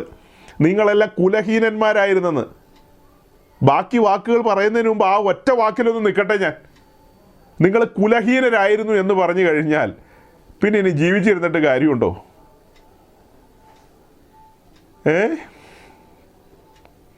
ഇനി ജീവിച്ചിരുന്നിട്ട് വല്ല കാര്യമുണ്ടോ എന്ന്. നിങ്ങളിൽ ചിലരുടെയൊക്കെ വീടുകളിൽ നിങ്ങളുടെ ആ ഒരു പഴയ കുടുംബയോഗത്തിൻ്റെയൊക്കെ കിതാബുകളൊക്കെ കാണാം. കുടുംബയോഗത്തിൻ്റെ കിതാബുകൾ. ഞാനൊരിക്കൽ എൻ്റെ ഉപ്പാപ്പൻ്റെ വീട്ടിൽ ചെന്നപ്പോൾ അവിടെ ഒരു വലിയ പുസ്തകം, വലിയ തടിച്ച പുസ്തകം ഇരിക്കുന്നത് കണ്ടു. ഭയങ്കര തടിച്ച വലിപ്പമുള്ള പുസ്തകം. അതിനകത്ത് ആദാം മുതലുള്ള കാര്യങ്ങൾ എഴുതി വെച്ചിട്ടുണ്ടോ എന്ന് എനിക്കൊരു സംശയമുണ്ട്. പക്ഷേ എൻ്റെ കയ്യിലൊരു ചെറിയൊരു ബുക്ക്ലെറ്റ് പോലെ ഒരു സാധനം ഉണ്ടായിരുന്നു. അവൻ്റെ മകൻ ഇവൻ്റെ മകൻ അവൻ എന്നൊക്കെ പറഞ്ഞ് കുറേ ഈ ഉടുപ്പൊന്നും ഇടാത്ത വല്യപ്പന്മാരുടെയൊക്കെ പണ്ടത്തെ ഫോട്ടോയൊക്കെ ഉള്ള ഒരു കൊച്ചു പുസ്തകം. അത് ഇതിൻ്റെ ഏതോ പേജുകളോ മറ്റോ ആയിരുന്നു. പക്ഷെ ഞാൻ നോക്കിയപ്പോൾ കാണുന്ന വലിയ തടിച്ച പുസ്തകം അവിടെയുണ്ട്. അവരൊക്കെ അതുകൊണ്ട് അതിനകത്ത് ഊറ്റം കൊള്ളുന്ന ആളുകളാണ്. എൻ്റെ കയ്യിൽ ചെറിയൊരു ബുക്ക്ലെറ്റ് ഉള്ളതുകൊണ്ടായിരുന്നിരിക്കാം ഒരുപക്ഷെ ഞാൻ വേഗം വെള്ളത്തിൽ ചാടി വന്നത്. ആ കുടുംബ ചരിത്രം, അതിനാണ് കുടുംബയോഗം എന്നാണ് പൊതുവേ പറയാറ്. വല്ലപ്പോഴുമൊക്കെ നാട്ടിൽ വരണം, എന്നാലേ മലയാളം മനസ്സിലാവുള്ളൂ. എൻ്റെ കയ്യിൽ ചെറിയൊരു ബുക്ക്ലെറ്റേ ഉണ്ടായിരുന്നുള്ളൂ. അതുകൊണ്ട് അതിനകത്ത് കുറച്ച് വലിയപ്പന്മാരുടെ ഫോട്ടോ ഉണ്ടായിരുന്നു, ഞാൻ പറഞ്ഞല്ലോ. അതുകൊണ്ട് കണ്ടമാനം ഊറ്റം കൊള്ളാൻ തോന്നിയില്ല. പക്ഷേ ഈ ബാക്കിയുള്ള ആളുകൾ ഒരു കുഞ്ഞ് പോലും ഇന്ന് വരെ വെള്ളത്തിൽ ഇറങ്ങിയിട്ടില്ല. ഞാൻ ഒറ്റ ഒരുത്തനെ ഇറങ്ങിയിട്ടുള്ളൂ. ആ വംശാവലി ഉണ്ടല്ലോ, ആ വംശാവലിയിൽ ഒരു ഒറ്റ കുഞ്ഞ് ഇറങ്ങി വന്നിട്ടില്ലെന്ന്. ഞാൻ ഒറ്റ ഒരുത്തനെങ്കിൽ ഇറങ്ങി നിന്നു, അത്ര തന്നെ. ഞാൻ ഇതൊക്കെ പ്രസംഗിക്കുമ്പോൾ ഉണ്ടല്ലോ, ഞാൻ അത്ഭുതപ്പെട്ടു പോവുക. അവർ ഏക്കും പൂക്കും ഇല്ലാതെ അവരൊക്കെ നടക്കുന്നത്. അവർ ഓണത്തിനും സംക്രാന്തിക്കും ക്രിസ്മസിനും ഈസ്റ്ററിനും ഒക്കെ സോമരസമൊക്കെ കുടിച്ച് പോത്തിറച്ചി വരട്ടി ഇങ്ങനെ അതൊക്കെ കഴിച്ച് അങ്ങനെയൊക്കെ ജീവിച്ചു പോകുന്ന മനുഷ്യർ, അങ്ങനെയൊക്കെ ജീവിച്ചു പോകുന്ന ആൾക്കാർ. അതിനിടയിൽ കൃപയാൽ പ്രാപിച്ച രക്ഷ. ഒരു സെക്കൻഡ് ഞാനൊന്ന് സ്റ്റക്കായി പോയതാ കേട്ടോ. മുന്നോട്ട് പോയേക്കാം. കുലഹീനമായ പശ്ചാത്തലത്തെക്കുറിച്ച് ഓർത്തപ്പോൾ എന്താ എൻ്റെ കുലഹീനതയെക്കുറിച്ച് അവിടെ എഴുതിയിരിക്കുന്നത്? ഞാൻ ആദാമ്യ വർഗത്തിൽ ജനിച്ചവനാണ്. എൻ്റെ റൂട്ട് തേടിപ്പോയി കഴിഞ്ഞാൽ എവിടെ ചെല്ലുന്നത്? വീട് പോയവൻ്റെ മകനെന്നുള്ള ഒരു അഡ്രസ്സാണ് എനിക്കുള്ളത്. ലംഘനത്തിൽ അകപ്പെട്ടവൻ്റെ കൊച്ചുമോൻ, അല്ലേ? ലംഘനത്തിൽ അകപ്പെട്ടവൻ്റെ കൊച്ചുമോൻ, ആദാമിൻ്റെ മകൻ, ന്യായവിധിയുടെ വാള് തലയ്ക്ക് മീതെ തൂങ്ങുന്ന ഒരുവൻ. കുലഹീനനായിരുന്നു, ബലഹീനനായിരുന്നു, ദൈവത്തോട് ശത്രുതയിലായിരുന്നു, ഏതുമല്ലാത്തവനായിരുന്നു, ഒന്നുമല്ലാത്തവനായിരുന്നു. 1 കൊരിന്ത്യർ ലേഖനം 1-ാം അധ്യായത്തിൻ്റെ 26 മുതൽ താഴേക്കുള്ള പാരഗ്രാഫ് മുഴുവനും നിങ്ങൾ തനിച്ചിരുന്ന് നോക്കണം കേട്ടോ. ഇങ്ങനെ ആൾക്കൂട്ടത്തിൻ്റെ ഇടയിൽ ഇരുന്നൊന്നും നോക്കിയാൽ ഒന്നും മനസ്സിലാവില്ല. തന്നെ ഇരുന്ന് നോക്കണം. ഇതൊക്കെ വായിക്കുമ്പോൾ ദൈവസന്നിധിയിൽ 2 തുള്ളി കണ്ണുനീര് വീണെന്നോർത്തൊന്നും കുഴപ്പമൊന്നുമില്ല. 2 തുള്ളി കണ്ണുനീരൊക്കെ വീഴണം, ഹൃദയം പിടയണം. അങ്ങനെ പിടയാറില്ല ഈ ഇടയ്ക്കൊന്നും. ഹൃദയം പിടയണം ആ വീണ്ടെടുപ്പിൻ്റെ മാധുര്യമോർത്ത്. ഇത്ര വലിയ രക്ഷ, തിരിച്ചു പറഞ്ഞാൽ ഇത്ര ഭയാനകമായ മരണത്തിൽ നിന്നുള്ള വിടുതൽ, ആശ്ചര്യം തന്നെ. അതുകൊണ്ട് ആ പാട്ടുകാരൻ പാടുന്നത്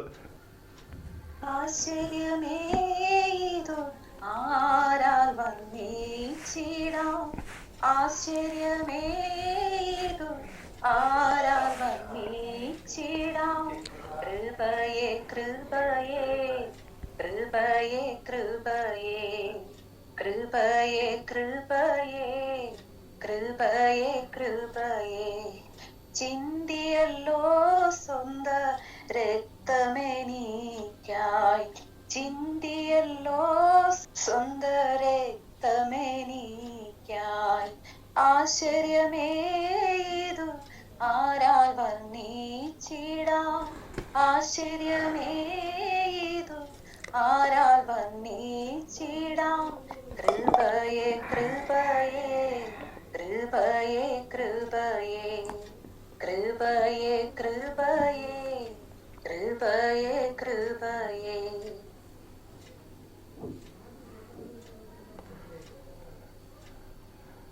സൗരങ്ങളെ ഈ പാട്ടൊക്കെ ഇരുന്ന് പാടിക്കഴിഞ്ഞാലുണ്ടല്ലോ ഇടനെഞ്ച് പിടഞ്ഞു പോകും. ഒരു കാലത്ത് പെന്തക്കോസ്ത് സമൂഹത്തെയൊക്കെ ചലിപ്പിച്ചതാണ് ഈ പാട്ടുകൾ. ഭയങ്കരം തന്നെ.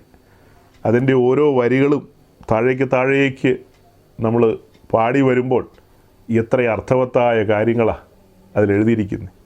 ഓക്കെ, നമുക്ക് ഈ വായിച്ച വാക്യത്തിലേക്ക് വരാം. അല്ലെങ്കിൽ നമ്മൾ കണ്ടെത്തിയ ആ ഭാഗം, ഉള്ളതിനെ ഇല്ലായ്മയാക്കുവാൻ ദൈവം ലോകത്തിൽ കുലഹീനവും നികൃഷ്ടവും ഏതുമില്ലാത്തതിനെയും തിരഞ്ഞെടുത്തു, ദൈവസന്നിധിയിൽ ഒരു ജഡവും പ്രശംസിക്കാതിരിക്കേണ്ടതിന് തന്നെ. ദൈവസന്നിധിയിൽ ഒരു ജഡവും പ്രശംസിക്കാതിരിക്കേണ്ടതിന് തന്നെ. ഈ വാക്യമൊക്കെ നമ്മൾ വളരെ സമയമെടുത്ത് വിശദമാക്കിയിട്ടുള്ളതാണ്. അതിൻ്റെ തൊട്ട് താഴെയുള്ള വാക്യം 30-ാം വാക്യം ഒക്കെ ചേർത്ത് വെച്ചാണ് കഴിഞ്ഞ നാളുകളിൽ നമ്മൾ പറഞ്ഞിട്ടുള്ളത്. ആ വചനങ്ങളുടെയൊക്കെ ആഴങ്ങളും അതിൻ്റെ അർത്ഥങ്ങളും അതൊക്കെ വെളിപ്പാടിൽ നമ്മുടെ മുമ്പിലേക്ക് തെളിഞ്ഞു വരുമ്പോഴാണ് ആശ്ചര്യമായിട്ട് നമുക്ക് തോന്നുന്നത്. ചുമ്മാ വായിക്കുമ്പോൾ ഒന്നും തോന്നില്ല, അത് വെളിപ്പാടിൽ തുറന്നു വരികയാണ്. അങ്ങനെ തുറന്നു വരുമ്പോഴാണ് ആ ക്രൂശിൻ്റെ ദർശനം നമ്മൾ പ്രാപിക്കുകയാണ്. അതുകൊണ്ടാണ് പൗലോസ് മുകളിൽ എഴുതിയിരിക്കുന്നത്, ഞങ്ങളോ ക്രൂശിക്കപ്പെട്ടവനായ ക്രിസ്തുവിനെ പ്രസംഗിക്കുന്നു എന്ന്. ക്രൂശാണ് കൊരിന്ത്യരുടെ കണ്ണിന് മുമ്പിൽ കൊണ്ടുവന്നത്. കണ്ണിന് മുമ്പിൽ വരച്ചു വെച്ച് കൊടുക്കുകയായിരുന്നു. ചില നാളുകൾക്ക് മുമ്പ് നമ്മൾ പൗലോസിൻ്റെ 2ാം മിഷൻ യാത്രയെക്കുറിച്ച് ധ്യാനിച്ച ആ ഒരു സമയത്ത് വളരെ വിശദമായിട്ട് ഈ കാര്യങ്ങളെയൊക്കെ കണ്ട മനുഷ്യരാണ്. എനിവേ ഞാൻ പറഞ്ഞു വന്നത് ഇത്രയേ ഉള്ളൂ. കഴിഞ്ഞ ആഴ്ചകളിൽ നമ്മൾ ഈ വിഷയങ്ങൾ ആഴത്തിൽ ചിന്തിക്കുകയും ധ്യാനിക്കുകയും ചെയ്യുകയായിരുന്നു. നമ്മൾ ബലിപീഠത്തിൽ കണ്ടത് എന്താണ്? നമ്മുടെ ആത്മമണവാളൻ തകർക്കപ്പെട്ട് നുറുക്കപ്പെട്ട് കിടക്കുകയാണ്. താനൊരു നിഷ്കളങ്ക യാഗമെന്ന നിലയിലാണ് അവിടെ ആയിരിക്കുന്നത്. അപ്പോൾ തന്നെ നമ്മൾ കണ്ട കാര്യം എന്താ? ഉഴവുചാല് പോലെ ഉഴുതുമറിക്കപ്പെട്ട അവസ്ഥയിലാണ് ആ തിരുമേനി ആയിരിക്കുന്നത്. ഈ കാഴ്ചയൊക്കെ കണ്ടു കഴിഞ്ഞിട്ടാണ് സകല സത്യത്തിലും വഴി നടത്തുന്ന പരിശുദ്ധാത്മാവ് നമ്മോട് മന്ത്രിക്കുന്നത്. നിന്റെ ശരീരവും ആ നിലയിൽ ഒന്ന് ഏൽപ്പിച്ചു കൊടുക്കാമോ എന്ന്, അല്ലേ? നിന്റെ ശരീരം ജീവനും വിശുദ്ധിയുമുള്ള ഒരു നിഷ്കളങ്ക യാഗമായി, പല വാക്കുകൾ ഞാൻ കൂട്ടിച്ചേർക്കുന്ന, ഏൽപ്പിച്ചു കൊടുക്കാമോ എന്നൊരു ചോദ്യമാണ് വരുന്നത്. ആ വാക്കുകളുടെ മുമ്പിൽ നമ്മൾ നമ്രശിരസ്കരായി അന്നങ്ങ് ഏൽപ്പിച്ചു കൊടുത്തതാണ്. ശരിക്കും അങ്ങനെയാണ് പെന്തിക്കോസ്ത് മുന്നോട്ട് പോകേണ്ടത്. പക്ഷേ എന്തുകൊണ്ടോ പെന്തക്കോസ്തിലെ പാസ്റ്റർമാർ ഈ വിഷയങ്ങൾ ഇങ്ങനെ പ്രസംഗിച്ചു കഴിഞ്ഞാൽ കൂടിയ ടാക്സ് അടിക്കേണ്ടി വരുമെന്നുള്ളതാണ് അവർ ഭയക്കുന്നത്. ഞാൻ ഇത്രയും കാലം ഇങ്ങനെ പ്രസംഗിച്ചിട്ട് എനിക്ക് കൂടുതൽ ടാക്സ് ഒന്നും അടയ്ക്കേണ്ടി വന്നിട്ടില്ല. ഈ പാവങ്ങൾ പേടിച്ചിട്ട്, എനിക്ക് 5-6 പിള്ളേരൊന്നുമില്ല. അപ്പോൾ 5-6 പിള്ളേരുള്ള പാസ്റ്റർമാരെ സംബന്ധിച്ച് ഈ വിഷയങ്ങൾ ഇങ്ങനെ പ്രസംഗിച്ചു പോയി കഴിഞ്ഞാൽ ഏത് നിലയിലാണ് ഈ GST ഒക്കെ വരുന്നതെന്ന് പറയാൻ പറ്റില്ല. അപ്പോൾ ഈ പാവങ്ങൾ അതൊക്കെ പേടിച്ചിട്ടാണ് ഈ ഉരുട്ടിപ്പരട്ടി എങ്ങനെയെങ്കിലും കറക്കി കുത്തിയൊക്കെ വെള്ളത്തിലെടുത്തിട്ട് കയറി പൊക്കോ, മരണപര്യന്തം വിശ്വസ്തനായിരിക്കണം കേട്ടോ, ഇത്രയും കൂടെ പറഞ്ഞേക്കും. അങ്ങനെ ചുമ്മാ ഒന്നും പറഞ്ഞാൽ പോരെന്നേ. അങ്ങനെ ചുമ്മയൊന്നും പറഞ്ഞാൽ പോരാ. കാര്യങ്ങളെ വ്യക്തമായിട്ടും തെളിവായിട്ടും പറയണം. ഇത് പറയുമ്പോൾ 1-2 കാര്യങ്ങൾ നിങ്ങളുടെ മുമ്പാകെ ഞാൻ കൊണ്ടുവരട്ടെ.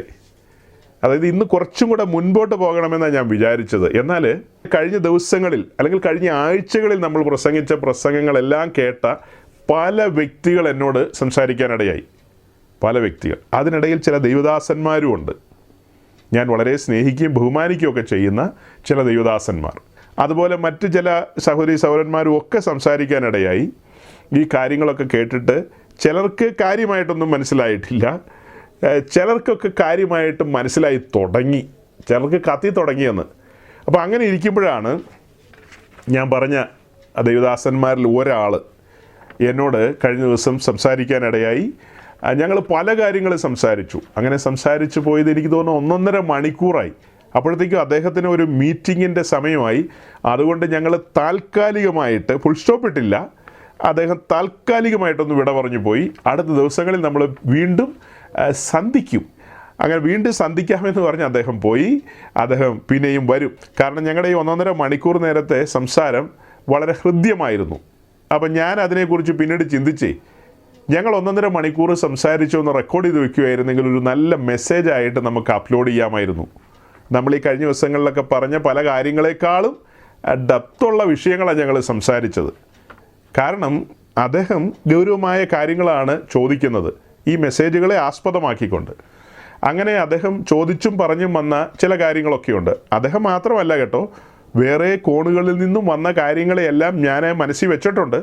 അപ്പോൾ അദ്ദേഹം ചോദിച്ചതും ഇതെല്ലാം കൂടെ കൂട്ടിയിട്ട് നിങ്ങൾക്കും കൂടെ അത് പ്രയോജനം വരണമെന്നൊരു ചിന്ത എന്നെ ഭരിച്ചു. ഞങ്ങളുടെ സംസാരമൊക്കെ കൺക്ലൂഡ് ചെയ്തതിന് ശേഷം ഞാൻ തനിച്ചിരിക്കുന്ന സമയത്താണ് ഈ ഒരു ചിന്ത എൻ്റെ ഉള്ളിൽ വന്നത്. അദ്ദേഹം ചോദിച്ച ഈ ചോദ്യങ്ങളും ആ കാര്യങ്ങളൊക്കെ എന്തുകൊണ്ട് നിങ്ങളുടെ മുമ്പിൽ കൊണ്ടുവന്നുകൂടാ?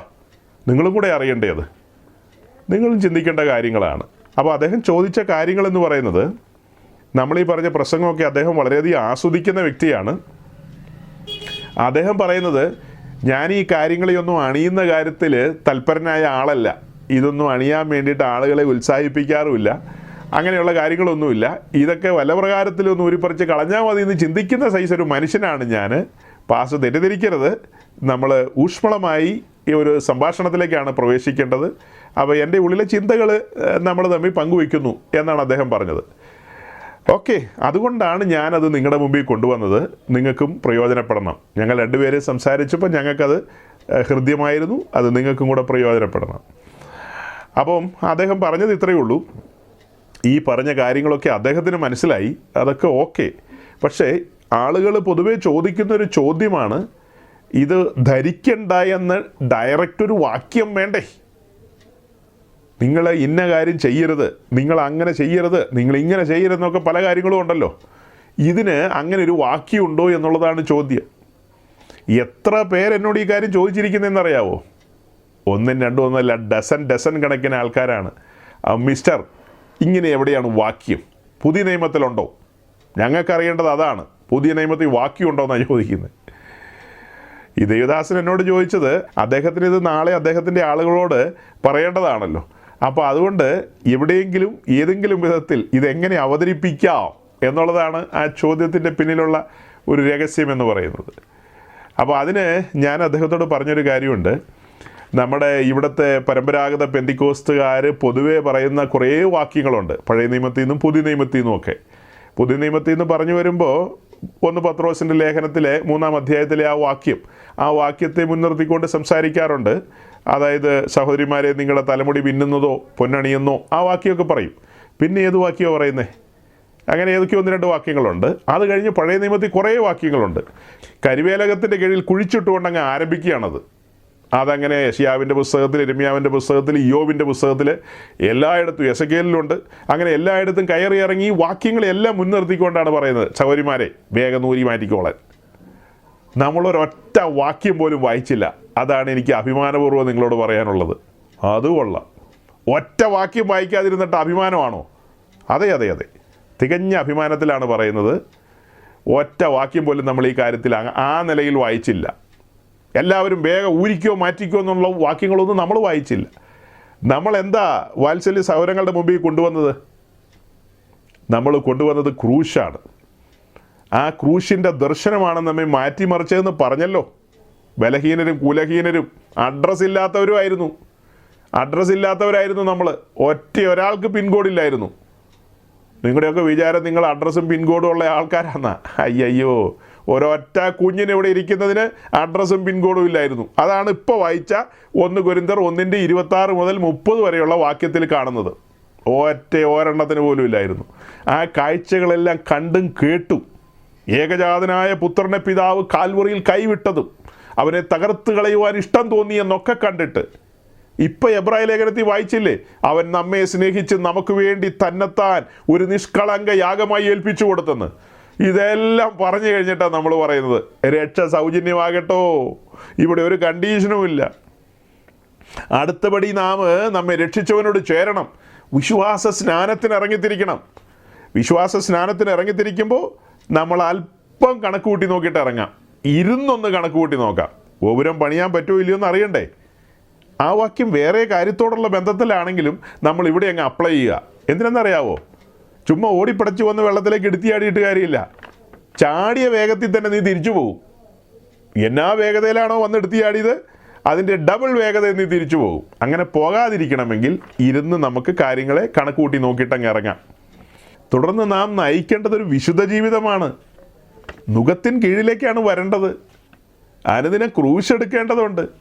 ഇടുക്കമുള്ള വാതിൽ കണ്ടെത്തേണ്ടതുണ്ട്. അല്ലെങ്കിൽ ഇറങ്ങി തിരിച്ചത് വെറുതെ ആയി പോവും. ഇടുക്കമുള്ള വാതിൽ കണ്ടെത്തണം, വിക്കറ്റ് ഗേറ്റ്സ്. തുടർന്ന് ഹട്ടിംഗ് പാത്തിലൂടെയുള്ള സഞ്ചാരം. അങ്ങനെ ക്രിസ്തുവിൻ്റെ നിന്ന വഹിക്കണം. പിന്നെയോ ഇവിടം കൊണ്ട് തീരുന്നില്ലെന്നേ, ഇനി പാളയത്തിന് പുറത്താണ് ജീവിതം. അമേരിക്കൻ വിസയും PR ഉള്ള ഞാനോ? അതെ, ഞാൻ തന്നെയാ. എല്ലാ ഞാന്മാരോടും ഈ പറയുന്നത്. PR ഒക്കെ എവിടത്തെ PR ഉണ്ടെന്ന് പറഞ്ഞാലും ജീവിതം പാളയത്തിന് വെളിയിലായിരിക്കണം. പാളയത്തിന് വെളിയിൽ. അങ്ങനെ പാളയത്തിന് വെളിയിലേക്ക് വരുമ്പോൾ നമ്മുടെ അരിമനാഥൻ പാളയത്തിന് വെളിയിലുണ്ട്. നിശ്ചയമായും അവൻ്റെ നിന്ന വഹിക്കേണ്ടി വരും. അങ്ങനെ അവൻ്റെ അടുക്കിലേക്ക് വരിക എന്ന് പറഞ്ഞാൽ, ലോകം തള്ളിയ കല്ലിനടുക്കിലേക്ക് വരിക എന്ന് പറഞ്ഞാൽ ലോകം നമ്മെ തള്ളും. ഈ ലോകം എന്നെ പകച്ചു, അത് നിങ്ങളെയും പകയ്ക്കുമെന്ന് എഴുതി വെച്ചിരിക്കുക. വേറെ ആരുമല്ല പറഞ്ഞത്, കർത്താവ് തന്നെയാണ് പറഞ്ഞത്. തിരുവായ്മൊഴിയാണത്. ഈ ലോകം എന്നെ പകച്ചു, അതുകൊണ്ട് അത് നിങ്ങളെയും പകയ്ക്കും. അങ്ങനെയാണ്. ഇരുൾ എപ്പോഴും വെളിച്ചത്തോട് പോരടിക്കും. ഇരുളും വെളിച്ചവും തമ്മിൽ എന്നും യുദ്ധമുണ്ട്. അപ്പോൾ അതുകൊണ്ട് പാളയത്തിന് വെളിയിലുള്ള ആ ഒരു ജീവിതം, ഇങ്ങനെ അസംഖ്യം കാര്യങ്ങൾ പറയാനുണ്ട്. ഞാൻ ചുരുക്കി പറഞ്ഞതാ. ഈ കാര്യങ്ങളെല്ലാം വെച്ചിട്ട് ഇറങ്ങി തിരിക്കണോ വേണ്ടയോ എന്ന് ആലോചിക്കുക. വച്ചടി കയറ്റം എന്നൊക്കെ പറയുമ്പോൾ ആൾക്കാർ വെള്ളത്തിലേക്ക് ചാടുന്നത് വച്ചടി കയറ്റമായിരിക്കും. പിന്നെ വാലെല്ലാം നിന്നെ തലയാക്കൂന്നൊക്കെ. അതേസമയം എബ്രായ ലേഖനം 10-ാം അധ്യായത്തിൻ്റെ 32 മുതൽ താഴേക്ക് 1-2 വാക്യം വായിച്ചാൽ ഇങ്ങനെ കാണും. എന്നാൽ എന്ന് പറഞ്ഞാൽ മുകളിൽ കുറേ കാര്യങ്ങൾ പറയുക, അതെല്ലാം പറഞ്ഞിട്ടാണ് പറയുന്നത്. എന്നാൽ നിങ്ങൾ പ്രകാശനം ലഭിച്ച ശേഷം, അത് രക്ഷിക്കപ്പെടുന്ന കാര്യമായി പറയുന്നത്, കണ്ണ് തുറന്നതിന് ശേഷം നിന്ദകളാലും പീഡകളാലും കൂത്തുകാഴ്ചയായി ഭവിച്ചു ആ വക അനുഭവിക്കുന്നവർക്ക് കൂട്ടാളികളായി തീർന്നു. ഇങ്ങനെ കഷ്ടങ്ങളാൽ വളരെ പോരാട്ടം കഴിച്ച പൂർവ്വകാല ഓർത്തുകൊള്ളുവിൻ. തടവുകാരോട് നിങ്ങൾ സഹതാപം കാണിച്ചതല്ലാതെ സ്വർഗത്തിൽ നിലനിൽക്കുന്ന ഉത്തമ സമ്പത്ത് നിങ്ങൾക്കുണ്ട് എന്നറിഞ്ഞ് സമ്പത്തുകളുടെ അപഹാരവും സന്തോഷത്തോടെ സഹിച്ചുവല്ലോ. ഇങ്ങനെയൊക്കെ എഴുതിയിരിക്കുന്ന ഈ വാക്യങ്ങളൊക്കെ വായിച്ച് കേൾപ്പിച്ചിട്ടാണെങ്കിൽ ആൾക്കാർ പറയും, ടാറ്റാ, ഞാനൊരു സ്നാനത്തിനും ഇല്ലെന്ന് പറയും. നമുക്ക് മുൻപ് ഇറങ്ങിത്തിരിച്ച ആളുകൾ നിന്ദകളാലും പീഡകളാലും കൂത്തുകാഴ്ചയായി മാറിയെന്ന്. അയ്യോ, അവരെ പരസ്യ കോലം എന്ന നിലയിൽ ലോകം ചിത്രീകരിച്ചു, കൂത്തുകാഴ്ചയായി തീർന്നെന്ന്. ഇതേ കാര്യം തന്നെയാണ് അപ്പോസ്തലനായ പൗലോസ് തൻ്റെ ജീവിതാനുഭവത്തിൽ പറയുന്നത്. കൊരിന്ത്യരോട് പറയുകയാണ്, 1-ാം മിഷൻ യാത്രയിൽ മാത്രമല്ല, 2-ലും മാത്രമല്ല, എല്ലാ യാത്രകളിലും താൻ അനുഭവിച്ച കാര്യങ്ങൾ ഒരു നിന്ദാപാത്രമായി കൂത്തുകാഴ്ചയായി തീർന്നെന്നാണ് വായിക്കുന്നത്, അല്ലേ? കൂത്തുകാഴ്ചയായി തീർന്നു. അതെവിടെ എഴുതിയിരിക്കുന്നത്? അത് വേണ്ട. 1 കൊരിന്ത്യർ ലേഖനം 4-13 മുതൽ താഴേക്കുള്ള വാക്യത്തിലാണ് അതുള്ളത്. അപ്പോൾ ഈ പറയപ്പെട്ട നിലയിൽ ക്രിസ്തീയ ജീവിതത്തിൽ ഇങ്ങനെയൊക്കെ ഉണ്ടായിക്കഴിഞ്ഞാൽ, അല്ല, റോമലേഖനം 5-ാം അധ്യായത്തിൽ എന്തെന്നാണ് എഴുതിയിരിക്കുന്നത്? നാം കഷ്ടങ്ങളിലും പ്രശംസിക്കുന്നു എന്ന്. യോഹന്നാൻ 16-ന്റെ അവസാനത്തെ വാക്യമായ 33-ാം വാക്യത്തിൽ എന്താ പറയുന്നത്? നമ്മുടെ കർത്താവ് പറഞ്ഞു, ലോകത്തിൽ നിങ്ങൾക്ക് കഷ്ടമുണ്ട് എന്ന്. അപ്പോൾ ഈ പറഞ്ഞ കാര്യങ്ങളൊക്കെ ഉണ്ടെങ്കിൽ നമ്മൾ ഈ ഉപവാസ പ്രാർത്ഥനയ്ക്ക് വന്നത് ആര് പറഞ്ഞിട്ടാ? തെക്കേതിലെ ശോശാമ പറഞ്ഞിട്ടാ. ശോശാമ എന്നാ പറഞ്ഞത്? ഞങ്ങളുടെ ഉപവാസ പ്രാർത്ഥനയ്ക്ക് വരിക, അവിടെ ഘടാഘടിയന്മാർ വരും, അവർ കൈവയ്ക്കുകയോ ഒന്ന് ആട്ടുവോ ഒക്കെ ചെയ്ത് കഴിഞ്ഞാൽ വിടുതൽ ഉറപ്പാണ്. അപ്പോൾ അങ്ങനെ വന്നപ്പോഴാണ് അതിലൊരു പുള്ളിക്കാരൻ പറഞ്ഞത്, ഇറങ്ങിക്കോളാൻ പറഞ്ഞു, വിടുതലുണ്ട്, തന്നെ ഇറങ്ങിയാൽ മതി എന്ന് വെച്ച് പോരാ, കേട്ടവനെ വിളിച്ചോണ്ട് വരാൻ പറഞ്ഞു. പുള്ളിയോടും പറഞ്ഞു. പുള്ളി മനസ്സില്ലാ മനസ്സോടെ ആണേലും പുള്ളിക്കാരി അങ്ങ് പറഞ്ഞ് നിർബന്ധിച്ചു. ഒരു വിടുതൽ കിട്ടുന്നത് നിങ്ങളിങ്ങനെ കളയല്ലേ. ആ പുള്ളിക്കാരൻ കെടാകടിയനെ ചുട്ട കോഴിയെ പറപ്പിക്കുമെന്നാണ് പറയുന്നത്. വല്ലോ ശപിക്കുമെന്ന് പോലും അറിയില്ല. ഇറങ്ങിയേക്കാം, നമുക്ക് അമാന്തിക്കല്ലേ എന്ന് പറഞ്ഞു. അരച്ചരച്ച് നിൽക്കുക, ഇറങ്ങണോ വേണ്ടയോ. ഈ പുള്ളിക്കാരിയുടെ തലയണ മന്ത്രം ഭയങ്കരം. ഇറങ്ങുന്നേ, ഒരു വിടുതലെങ്കിൽ ഒരു വിടുതൽ കിട്ടട്ടെ, കാശ് മുടക്കൊന്നുമില്ലല്ലോ. ശരി, ഇറങ്ങിയേക്കാന്ന് വെച്ചാൽ അങ്ങനെ അങ്ങ് ഇറങ്ങിയതാ. പണ്ടങ്ങാണ്ട് ഇറങ്ങിയ കാര്യമായി പറയുന്നത്. രക്ഷയുടെ സന്തോഷമൊന്നും അല്ല അച്ചായനെ വെള്ളത്തിലേക്ക് കൊണ്ടുവന്നത്. അതുകൊണ്ടാണ് ഇന്ന് അച്ചായന് സജിപ്പാസിൻ്റെ പ്രസംഗം കേൾക്കുമ്പോൾ രോമാഞ്ചം ഉണ്ടാകുക എന്നാണ് പറഞ്ഞത്. അങ്ങനെ രോമാഞ്ചം ഉണ്ടാകേണ്ട കാര്യമൊന്നും ഞാൻ പറഞ്ഞില്ലല്ലോ. പറഞ്ഞോ? അങ്ങനെയൊന്നും അച്ചായന് കണ്ടമാനമൊന്നും തോന്നേണ്ട കാര്യമില്ല. കാരണം അച്ചായൻ അന്ന് ഗുണപ്പെട്ടല്ല ഇറങ്ങിയത്.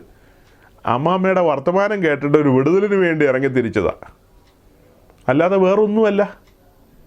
രണ്ടുപേരും ആ നല്ല ബോധ്യത്തിലാണ് ഇറങ്ങി തിരിച്ചതെങ്കിൽ നമ്മൾ ഈ പറയുന്ന കാര്യങ്ങളൊന്നും കഠിനമായിട്ട് തോന്നില്ലെന്നേ. എന്താ ഇത് കഠിനമായിട്ട് തോന്നുന്നത്? ബലിപീഠത്തിൻ്റെ കാഴ്ച കണ്ണിൻ്റെ മുമ്പിൽ വന്നിട്ടില്ല, അത് കാതുകളിലും വന്നിട്ടില്ല. കാതുകളിൽ എന്നുള്ളതുകൊണ്ട് എന്താ ഉദ്ദേശിച്ചത്? ഒരു സ്വരം കാതിൽ മുഴങ്ങേണ്ടതുണ്ട്. എന്താ സ്വരം? എൻ്റെ ദൈവമേ നീ എന്നെ കൈവിട്ടത് എന്ത് എന്നുള്ള ആ സ്വരം. ഏലി ഏലി ലമ്മാ ശബക്താനി എന്നുള്ളൊരു സ്വരം എല്ലാ പാപിയുടെയും കാതിൽ മുഴങ്ങണം. എന്നിട്ട് വേണം വെള്ളത്തിലേക്ക് ഇറങ്ങാൻ. ചുമ്മാ ഇറങ്ങിയിട്ട് കാര്യമില്ല. എന്തൊരു സ്വരമാണത്! മനുഷ്യവർഗത്തിൻ്റെ റെപ്രസെൻറ്റേറ്റീവായ മനുഷ്യപുത്രൻ്റെ വായിൽ നിന്ന് വന്ന സ്വരമാണത്. മനുഷ്യവർഗത്തിൻ്റെ പ്രതിനിധിയുടെ സ്വരമാണത്. മുഴുമാനവലോകവും തങ്ങളുടെ അതരം കൊണ്ട് പറയേണ്ട വാക്കുകളാണത്. നമ്മളും പറയേണ്ടതായിരുന്നു. ആ വാക്കുകൾ എല്ലാ മനുഷ്യരും ഉച്ചരിക്കേണ്ടതാണ്. ഉച്ചരിച്ചു പോകും. പക്ഷെ കൃപയാലൊരു വീണ്ടെടുപ്പ് സാധിപ്പിച്ചതുകൊണ്ട് ആ വാളിനിടയിൽ നിന്ന് നമ്മൾ തെറ്റി ഒഴിഞ്ഞവരാണ്. വാളിനിടയിൽ നിന്ന് തെറ്റി ഒഴിഞ്ഞു വന്നവരാ നാം. എന്തൊരു വലിയ വിടുതലാണ് നമുക്ക് ലഭിച്ചത്. ചില്ലറ കാര്യമാണോ? ഭയങ്കര കാര്യമാണ്. അപ്പോൾ സഹോദരങ്ങളെ, നമ്മൾ പറഞ്ഞുകൊണ്ടുവന്നത് എന്താ? ഇരുന്ന് കണക്ക് കൂട്ടി നോക്കണമെന്നാണ് ഞാൻ പറഞ്ഞത്. അങ്ങനെ കണക്ക് കൂട്ടി നോക്കുമ്പോഴാണ് ഈ പറഞ്ഞ കാര്യങ്ങളൊക്കെ ഇങ്ങനെയാണെന്ന് മനസ്സിലാകുന്നത്. ക്രിസ്തീയ ജീവിതം പണം ഉണ്ടാക്കാനുള്ള ജീവിതമൊന്നുമല്ല. അപ്പോൾ 2 കൊരിന്ത്യർ ലേഖനം 8-9 അങ്ങനെ എഴുതിയിട്ടുണ്ടല്ലോ. എങ്ങനെ എഴുതിയിട്ടുണ്ട്? കർത്താവായ യേശു ക്രിസ്തു പണക്കാരനാക്കുമെന്ന്. അതാരാ പറഞ്ഞേ? അങ്ങനെ ആരാ പറഞ്ഞത്? ആ പറഞ്ഞവൻ്റെ പേരെന്ന് പറഞ്ഞേ. അങ്ങനെ എഴുതിയിട്ടുണ്ടോ പുസ്തകത്തിൽ? ഇന്നിപ്പോൾ നമുക്ക് സമയമില്ല. കർത്താവ് അനുവദിച്ചാൽ നമുക്ക് അടുത്ത ആഴ്ച ആ പറഞ്ഞ വിദ്വാനെ ഒന്ന് കാണാം. നമുക്ക് എന്തൊരു വ്യാജങ്ങളാണ് പറഞ്ഞു വരത്തുന്നത്. ഈ ആളുകളെയെല്ലാം കൊലയ്ക്ക് കൊടുക്കുമാർ, കൊലയ്ക്ക് കൊടുക്കും.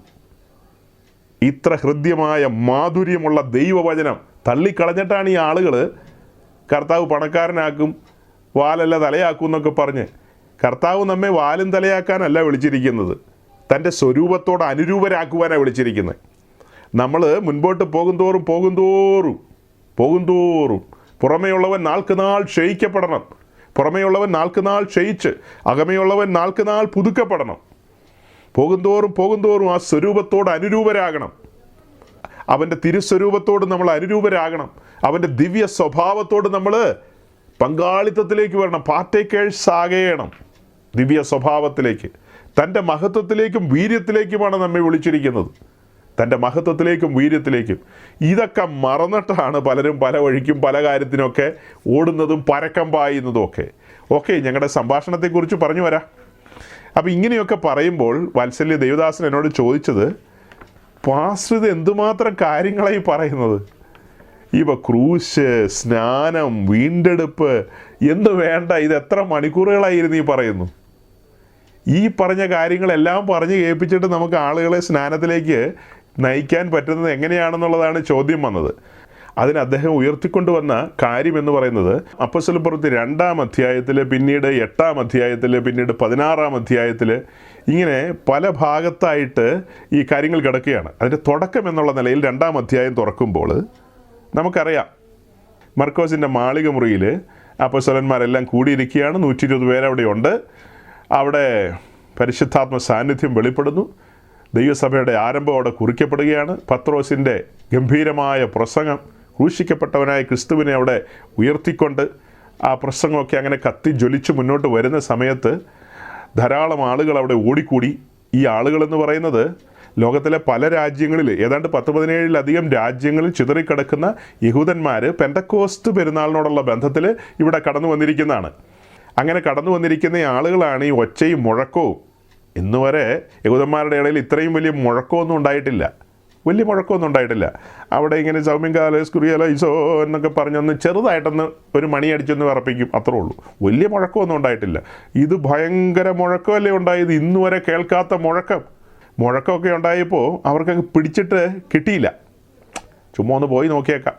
ചിലരൊക്കെ അങ്ങനെ ചുമ്മാ പോയി നോക്കുന്ന, ഇവിടെയൊക്കെ അങ്ങനെ ചുമ്മാ പോയി നോക്കി എത്ര പേര് ഇരിപ്പുണ്ടെന്ന് എനിക്കറിയില്ല. എന്തായാലും പിടിക്കപ്പെട്ടെന്ന് പറഞ്ഞാൽ മതിയല്ലോ. 3000 എണ്ണം. ബുദ്ധിയില്ലാത്തങ്ങളാണ്. ബുദ്ധി ഉണ്ടായിരുന്നെങ്കിൽ അങ്ങോട്ട് വരേണ്ട വല്ല കാര്യമുണ്ടോ? കുടുംബയോഗത്തിൻ്റെയൊക്കെ വലിയ തടിച്ച പുസ്തകം വീട്ടിലുള്ളവന്മാരാവന്മാർ. വംശാവലിയുടെ പുസ്തകം എല്ലാ ദിവസവും രാവിലെ എടുത്ത് വായിക്കുന്ന, അവൻ്റെ അപ്പൻ ഇവനെ ജനിപ്പിച്ചു, ഇവൻ്റെ അപ്പൻ അവനെ ജനിപ്പിച്ചു, അവൻ്റെ അപ്പൻ ഇവനെ ജനിപ്പിച്ചു എന്നൊക്കെ വായിച്ച് പോയിക്കൊണ്ടിരുന്ന ആൾക്കാരാണ്. ആ ആൾക്കാർ ബുദ്ധിയില്ല, ബോധമില്ലാതെ ഒരു മുക്കുവൻ പത്രോസ് പ്രസംഗിക്കുന്നത് കേട്ടിട്ട് മുഴക്കം ഉണ്ടായിന്ന് പറഞ്ഞ് ഓടിക്കതച്ച് വന്നപ്പോൾ നെഞ്ചിന് നേരെ കൈ ചൂണ്ടിക്കൊണ്ടാണ് പത്രോസ് പറയുന്നത്, നിങ്ങൾ ക്രൂശിച്ചു കൊന്ന നസറായനെ യേശുവിനെ നമ്മുടെ പിതാക്കന്മാരുടെ ദൈവം ഉയർപ്പിച്ചെന്ന്. അങ്ങനെ കാര്യങ്ങളെല്ലാം പത്രോസ് മുഖത്ത് നോക്കി പറഞ്ഞൊക്കെ വന്നതിനിടയ്ക്ക് ഈ പുള്ളികൾക്ക് പാപബോധം ഉണ്ടായി. രക്ഷപ്പെടാൻ എന്ത് ചെയ്യണമെന്നുള്ള ചോദ്യങ്ങളുമായിട്ടാണ് അവർ വന്നത്. അപ്പോൾ വാത്സല്യ ദേവദാസൻ എന്നോട് ചോദിച്ചു, ഇത്രയേ ഉള്ളൂ, 3000 പേരൊന്നും വന്നില്ലേ പാസ്റ്ററെ? ഈ 3000 പേരെയും സ്നാനപ്പെടുന്നതിന് മുമ്പ് സജി പാസ്റ്റർ പ്രസംഗിച്ച പോലെ ഒരു പ്രസംഗം 3 ആഴ്ച പത്രോസ് പ്രസംഗിച്ച് കാണുമോ? ഇത് യാഗപീഠം, ഇത് താമ്രത്തൊട്ടി, ഇവിടെ ഏകജാതനായ പുത്രൻ തകർക്കപ്പെട്ടു, ഇനി ഇരുന്ന് കണക്ക് കൂട്ടി നോക്കാം, ഇനി അങ്ങനെയാണ് ഇങ്ങനെയാണെന്നൊക്കെ അവിടെ പറയാൻ അവകാശം കിട്ടിയോന്നാണ് ചോദിച്ചത്. ഗുഡ് ക്വസ്റ്റ്യൻ അല്ലേ അത്? ന്യായമായൊരു ക്വസ്റ്റ്യൻ അല്ലേ? ഈ 3000 പേരെയും പത്രോസ് തന്നെയാണോ സ്നാനപ്പെടുത്തിയെന്നൊരു ചോദ്യമുണ്ട്. എന്തായാലും 12 പേര് അവിടെയുണ്ട്. 12 പേരും കൂടി വെള്ളത്തിലിറങ്ങി കാണുമോ? ഇത്രയും പേരാകുമ്പോൾ വെള്ളം തളിച്ചാൽ പോരെ എന്നൊക്കെ. പോരാ, അത് ഇറങ്ങിയെങ്കിൽ മാത്രമേ അതിൻ്റെ പ്രമാണം ശരിയാകുകയുള്ളൂ. അങ്ങനെ ഇറങ്ങി അവർ സ്നാനപ്പെട്ട് കരയ്ക്ക് കയറി. നിങ്ങളീ പറയുന്ന പോലെയുള്ള ഗംഭീര പ്രസംഗവും പഠിപ്പീരും ഇതെല്ലാം കഴിഞ്ഞിട്ട് സ്നാനപ്പെടുത്താനിരുന്ന അങ്ങേർക്ക് മൂക്കിൽ പല്ല് മുളയ്ക്കില്ലേ എന്നുള്ളതാണ് ചോദ്യം. ഇത് 100 കണക്കിന് ആൾക്കാർ എന്നോട് ഇത് ധാരാളം പേരെന്നോട് ചോദിച്ചിട്ടുള്ള ചോദ്യമാണ്. അയ്യോ, സ്നാനപ്പെടാനുള്ളവന് നരച്ചു പോകില്ലോ ഒന്ന്, അവനെ ഒന്ന് സ്നാനപ്പെടുത്തേണ്ട ഉദ്ദേശിച്ച്, അത് കഴിഞ്ഞിട്ട് ബാക്കി പറഞ്ഞാൽ പോരെന്നാണ് ചോദിക്കുന്നത്. ഈ സ്നാനപ്പെടാൻ വരുന്ന വ്യക്തിയെ ഉൽപ്പത്തി മുതൽ വെളിപ്പാട് വരെ പഠിപ്പിച്ചിട്ടാണോ നമ്മൾ സ്നാനപ്പെടുത്തുന്നത്? ഒരിക്കലുമല്ല. ബൈബിളിൽ ഏറ്റവും താമസിച്ച് സ്നാനപ്പെട്ടയാൾ പൗലോസ്ലീഹയാണ്, 3 ദിവസം. അതിൻ്റെ കാരണം നമ്മൾ പറഞ്ഞിട്ടുണ്ട്. കാണാൻ മേല, പോകുന്ന വഴിക്ക് എവിടെയെങ്കിലും തട്ടി വീണ് കാലും കൈയൊടിയും.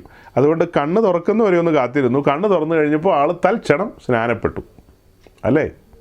അതാണ് നമ്മൾ കാണുന്നത്.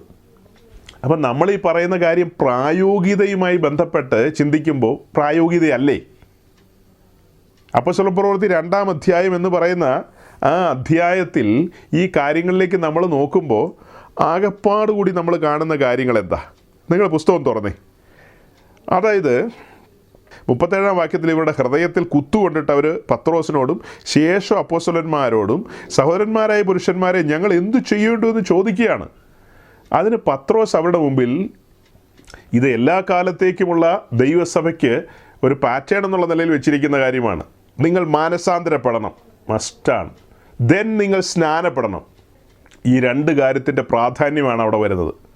അത് കഴിഞ്ഞിട്ട് ബാക്കി താഴേക്ക് വരുമ്പോൾ ആത്മസ്നാനത്തെക്കുറിച്ചുള്ള സൂചനകളൊക്കെ അവിടെയുണ്ട്. അത് കഴിഞ്ഞിട്ട് ശ്രദ്ധിക്കുക, 40-ാം വാക്യത്തിൽ എഴുതിയിരിക്കുന്ന ഇങ്ങനെയാണ്: മറ്റു പല വാക്കുകളാലും അവൻ സാക്ഷ്യം പറഞ്ഞ് അവരെ പ്രബോധിപ്പിച്ചു.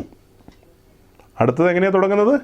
മറ്റു പല വാക്കുകളാലും അവൻ സാക്ഷ്യം പറഞ്ഞു. അതായത് പത്രോസ് സാക്ഷ്യം പറഞ്ഞ് അവരെ പ്രബോധിപ്പിച്ചു. 41-ാം വാക്യത്തിൽ ഇങ്ങനെയാണ് കാണുന്നത്: അവൻ്റെ വാക്ക് കൈക്കൊണ്ടവർ സ്നാനമേറ്റു. അപ്പോൾ ഈ വന്ന 3000 പേരെ ഒന്ന് പറഞ്ഞ് 2-നെ ഇലക്ട്രിക് ഷോക്ക് അടിപ്പിക്കുന്നതല്ല, നേരെ വെള്ളത്തിലേക്ക് എടുത്തിടുകയല്ലായിരുന്നു. അവിടെ പരിശുദ്ധാത്മാവിൻ്റെ ശക്തിയേറിയ പ്രവർത്തനമാണ് നടക്കുന്നത്. നമ്മളിന്ന് ചിന്തിക്കുന്നതും ഭാവന കാണുന്നത് പോലെയുള്ള കാര്യങ്ങളല്ല.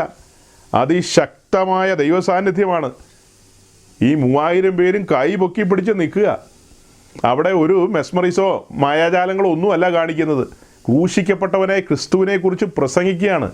ഈ ഓടിക്കൂടിയിരിക്കുന്ന ആളുകൾ ആരാ? ഇതൊക്കെയാണ് ചിന്തിക്കേണ്ടത്, പഠിക്കേണ്ടത്. ഇവർ പെന്തക്കോസ്തിന് വേണ്ടി വന്നിരിക്കുന്നവരാണ്. എന്നുവെച്ചാൽ യഹൂദന്മാരുടെ പെരുന്നാളുകളെ സംബന്ധിച്ച് പഠിക്കുമ്പോൾ അവർക്ക് 7 പെരുന്നാളുകളുണ്ട്, 3 ഘട്ടങ്ങളായിട്ട്.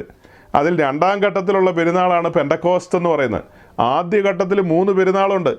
ആദ്യഘട്ടത്തിലെ 3 പെരുന്നാളിൽ പെസഹായും പിന്നീട് പുളിപ്പില്ലാത്ത അപ്പത്തിൻ്റെ ഉത്സവവും ആദ്യഫലക്കറ്റയുടെ പെരുന്നാളും, അങ്ങനെ 3 പെരുന്നാൾ കഴിഞ്ഞിട്ട് സൂക്ഷ്മം 50 ദിവസം കഴിയുമ്പോഴാണ് 2-ാം ഘട്ടത്തിലുള്ള പെരുന്നാളെന്ന് പറയുന്ന പെന്തക്കോസ്ത്. ആ പെന്തക്കോസ്തിന് അവർ വന്നിരിക്കുകയാണ്. അവരുടെ മുമ്പിൽ പെസഹ കഴിഞ്ഞു പോയിട്ടുണ്ട്. അവരുടെ മുമ്പിൽ പുളിപ്പില്ലാത്ത അപ്പത്തിൻ്റെ ഉത്സവം കഴിഞ്ഞു. പിന്നെ ആദിഫലക്കറ്റയുടെ പെരുന്നാൾ കഴിഞ്ഞു. ഈ കാര്യങ്ങളെ എല്ലാം വിശദമാക്കിക്കൊണ്ടാണ് പത്രോസിൻ്റെ പ്രസംഗം പോകുന്നത്. ആദ്യഫലക്കറ്റയെക്കുറിച്ചൊക്കെ പറയുമ്പോൾ നമ്മുടെ കർത്താവായ യേശു ക്രിസ്തു, അവനാണ് ആദ്യഫലം, ആദ്യഫലക്കറ്റ ഉയർത്തെഴുന്നേറ്റ കാര്യമൊക്കെ തൻ്റെ മെസ്സേജിൽ വന്നിട്ടുണ്ട്. ഗംഭീരമായ മെസ്സേജാണ് പത്രോസ് പറയുന്നത്. നമ്മളിവിടെ വായിക്കുന്നതിനേക്കാളും അപ്പുറമായ കാര്യങ്ങളാണെന്ന് പത്രോസ് പ്രസ്താവിച്ചിട്ടുള്ളത്. അതിൻ്റെ സംക്ഷിപ്ത രൂപമാണ് ഈ 2-ാം അധ്യായത്തിൽ നമുക്ക് കിട്ടുന്നത്. അത്ര ഗംഭീരമായ നിലയിൽ ഈ കാര്യങ്ങളെ പറയുമ്പോൾ കേൾവിക്കാരെന്ന് പറയുന്ന യാക്കോബക്കാരല്ല. ഇവിടെ പാളിച്ച എവിടെയാണെന്നറിയാവോ? പത്രോസിൻ്റെ പ്രസംഗം കേട്ടത് കത്തോലിക്കനുമല്ല, ഓർത്തഡോക്സുകാരനുമല്ല, ബ്രദറുകാരനുമല്ല, അവനുമല്ല, ഇവനുമല്ല, ഹിന്ദു മുസ്ലിം ഒന്നുമല്ല കേട്ടതാരാ? സാക്ഷാൽ യഹൂദന്മാർ. അവരെ സംബന്ധിച്ച് ന്യായപ്രമാണം കയ്യിലുള്ളവരാണ്. വിശുദ്ധ തിരുവെഴുത്ത് അവരുടെ കയ്യിലുണ്ട്. അവർ മെശിയായെ കാത്തിരിക്കുന്നവരാണ്. വീണ്ടെടുപ്പിനെക്കുറിച്ച് നല്ല ബോധ്യമുള്ള ആളുകളാണ്. ഈ കാര്യങ്ങളെ എല്ലാം പത്രോസ് തൻ്റെ പ്രസംഗത്തിലൂടെ പറഞ്ഞു കൊണ്ടുവരുമ്പോൾ, യേശ്, നമ്മുടെ പിതാക്കന്മാർ കാത്തിരുന്ന വാഗ്ദത്തത്തിൻ്റെ മെശിഹ, പ്രവാചകനായ യെശയ്യാവ് ആത്മാവിൽ കണ്ടെഴുതി വച്ചിരിക്കുന്ന കാര്യങ്ങൾ, യെശയ്യാവിൻ്റെ പുസ്തകം 53-ാം അധ്യായം അവരുടെ കയ്യിലുണ്ടെന്നേ. അവർ ധ്യാനിക്കുന്നതാണ്. സിനഗോഗുകളിൽ നിരന്തരം യെശയ്യാവിൻ്റെ പുസ്തകം വായിക്കുന്ന, അർത്ഥമൊന്നും അറിഞ്ഞിരുന്നില്ലെന്ന് മാത്രം. പക്ഷേ തിരുവെഴുത്തുകളെ വ്യാഖ്യാനിക്കാൻ അധികാരവും അഭിഷേകമുള്ള ഒരുവൻ്റെ മുമ്പിലേക്ക് വന്നപ്പോൾ തിരുവെഴുത്തുകളിൽ നിന്നുള്ള ജീവൻ അവരെ സ്പർശിച്ചു. തിരുവെഴുത്തുകളിൽ നിന്നുള്ള ജീവൻ. യെശയ്യാവിൻ്റെ പുസ്തകമൊക്കെ ഇന്നലെ വരെ മരുഭൂമിയായിരുന്നു അവർക്ക്. പക്ഷേ അതിൽ നിന്ന് ജീവൻ്റെ ഉറവയാണ് തുറന്നു വരുന്നത്. സ്പർശിക്കപ്പെടുകയാണ് പത്രോസിൻ്റെ വാക്കുകൾ.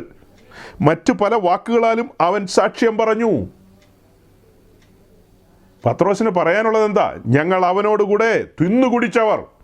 അങ്ങനെയാണ് അപ്പോസ്തലപ്രവൃത്തിയിൽ എഴുതിയിരിക്കുന്നത്. ഞങ്ങൾ അവനോടുകൂടെ തിന്നുകുടിച്ചവർ, ഞങ്ങൾ അവനെ കണ്ടും കേട്ടും തൊട്ടുമിരിക്കുന്നവരാണ്. അവൻ ആരെന്നാണ് ധരിപ്പിക്കുന്നത്. ആ കാര്യങ്ങളെല്ലാം അവർക്ക് മനസ്സിലായെന്നേ. അപ്പോൾ ചോദ്യം എന്താണെന്നറിയാവോ? ഈ 3000 പേരും മാലയും കമ്മലൊക്കെ ഊരിയായിരുന്നോ എന്നൊരു ചോദ്യം പൊതുവേ വരാം. ഈ ദൈവദാസൻ എന്നോട് ചോദിച്ച ചോദ്യം ഇതാണ്: ഈ 3000 പേരെയും പാസ്റ്റർ എന്ന് പറയുന്ന ഇത്രയും നെടുനീളം പ്രസംഗമൊക്കെ പ്രസംഗിച്ച് കേൾപ്പിച്ചും പഠിപ്പിച്ചിട്ടുമാണോ പത്രോസ് സ്നാനപ്പെടുത്തിയെന്നാണ് ചോദിച്ചത്. അതിൻ്റെ മറുപടിയാണ് ഞാൻ പറഞ്ഞത്. അത്യാവശ്യം കാര്യങ്ങൾ പറഞ്ഞു, മറ്റു പല വാക്കുകളാലും അവൻ സാക്ഷ്യം പറഞ്ഞു. സജി പാസ്റ്റർ 3.5 മണിക്കൂർ പ്രസംഗിക്കുന്ന പോലെയല്ല പത്രോസ് 3 മിനിറ്റ് പ്രസംഗിക്കുന്നത്. അന്ന് പരിശുദ്ധാത്മാവിൻ്റെ പ്രവർത്തനം അതിശക്തമായ നിലയിലുണ്ട്. കാരണം എന്താ? ഇവിടെ നമ്മൾ പഠിക്കേണ്ടത് ദൈവസഭയുടെ ഉദ്ഘാടനമാണ്. അല്ല, 2000 വർഷം കഴിഞ്ഞിട്ട് ഇന്നത്തെ രീതിയിൽ ചിന്തിക്കല്ലേ. അന്ന് ദൈവസഭയുടെ ആരംഭം കുറിക്കുക. ദൈവസഭയുടെ ഉപദേശ രൂപങ്ങളൊന്നും ഉരുത്തിരിഞ്ഞു വന്നിട്ടില്ല. ആരംഭം കുറിക്കുകയാണ്. ഏറ്റവും ബേസായിട്ട് അറിയേണ്ട കാര്യമാണ് പത്രോസ് പറഞ്ഞത്. ഫസ്റ്റ് നിങ്ങൾ മാനസാന്തരപ്പെടണം, ദെൻ നിങ്ങൾ സ്നാനപ്പെടണം. അപ്പോൾ യേശുവിൻ്റെ നാമത്തിലാണോ അല്ലയോ എന്നൊക്കെ ഉള്ളത് അതവിടെ നിൽക്കട്ടെ. അതിന് രണ്ടാം ഭാഗം ഞാൻ പറയാണ്. നിങ്ങൾ സ്നാനപ്പെടണം. നിങ്ങളെ രക്ഷിച്ചവനോട് ചേരുവാൻ നിങ്ങൾ സ്നാനപ്പെടേണ്ടതുണ്ട്.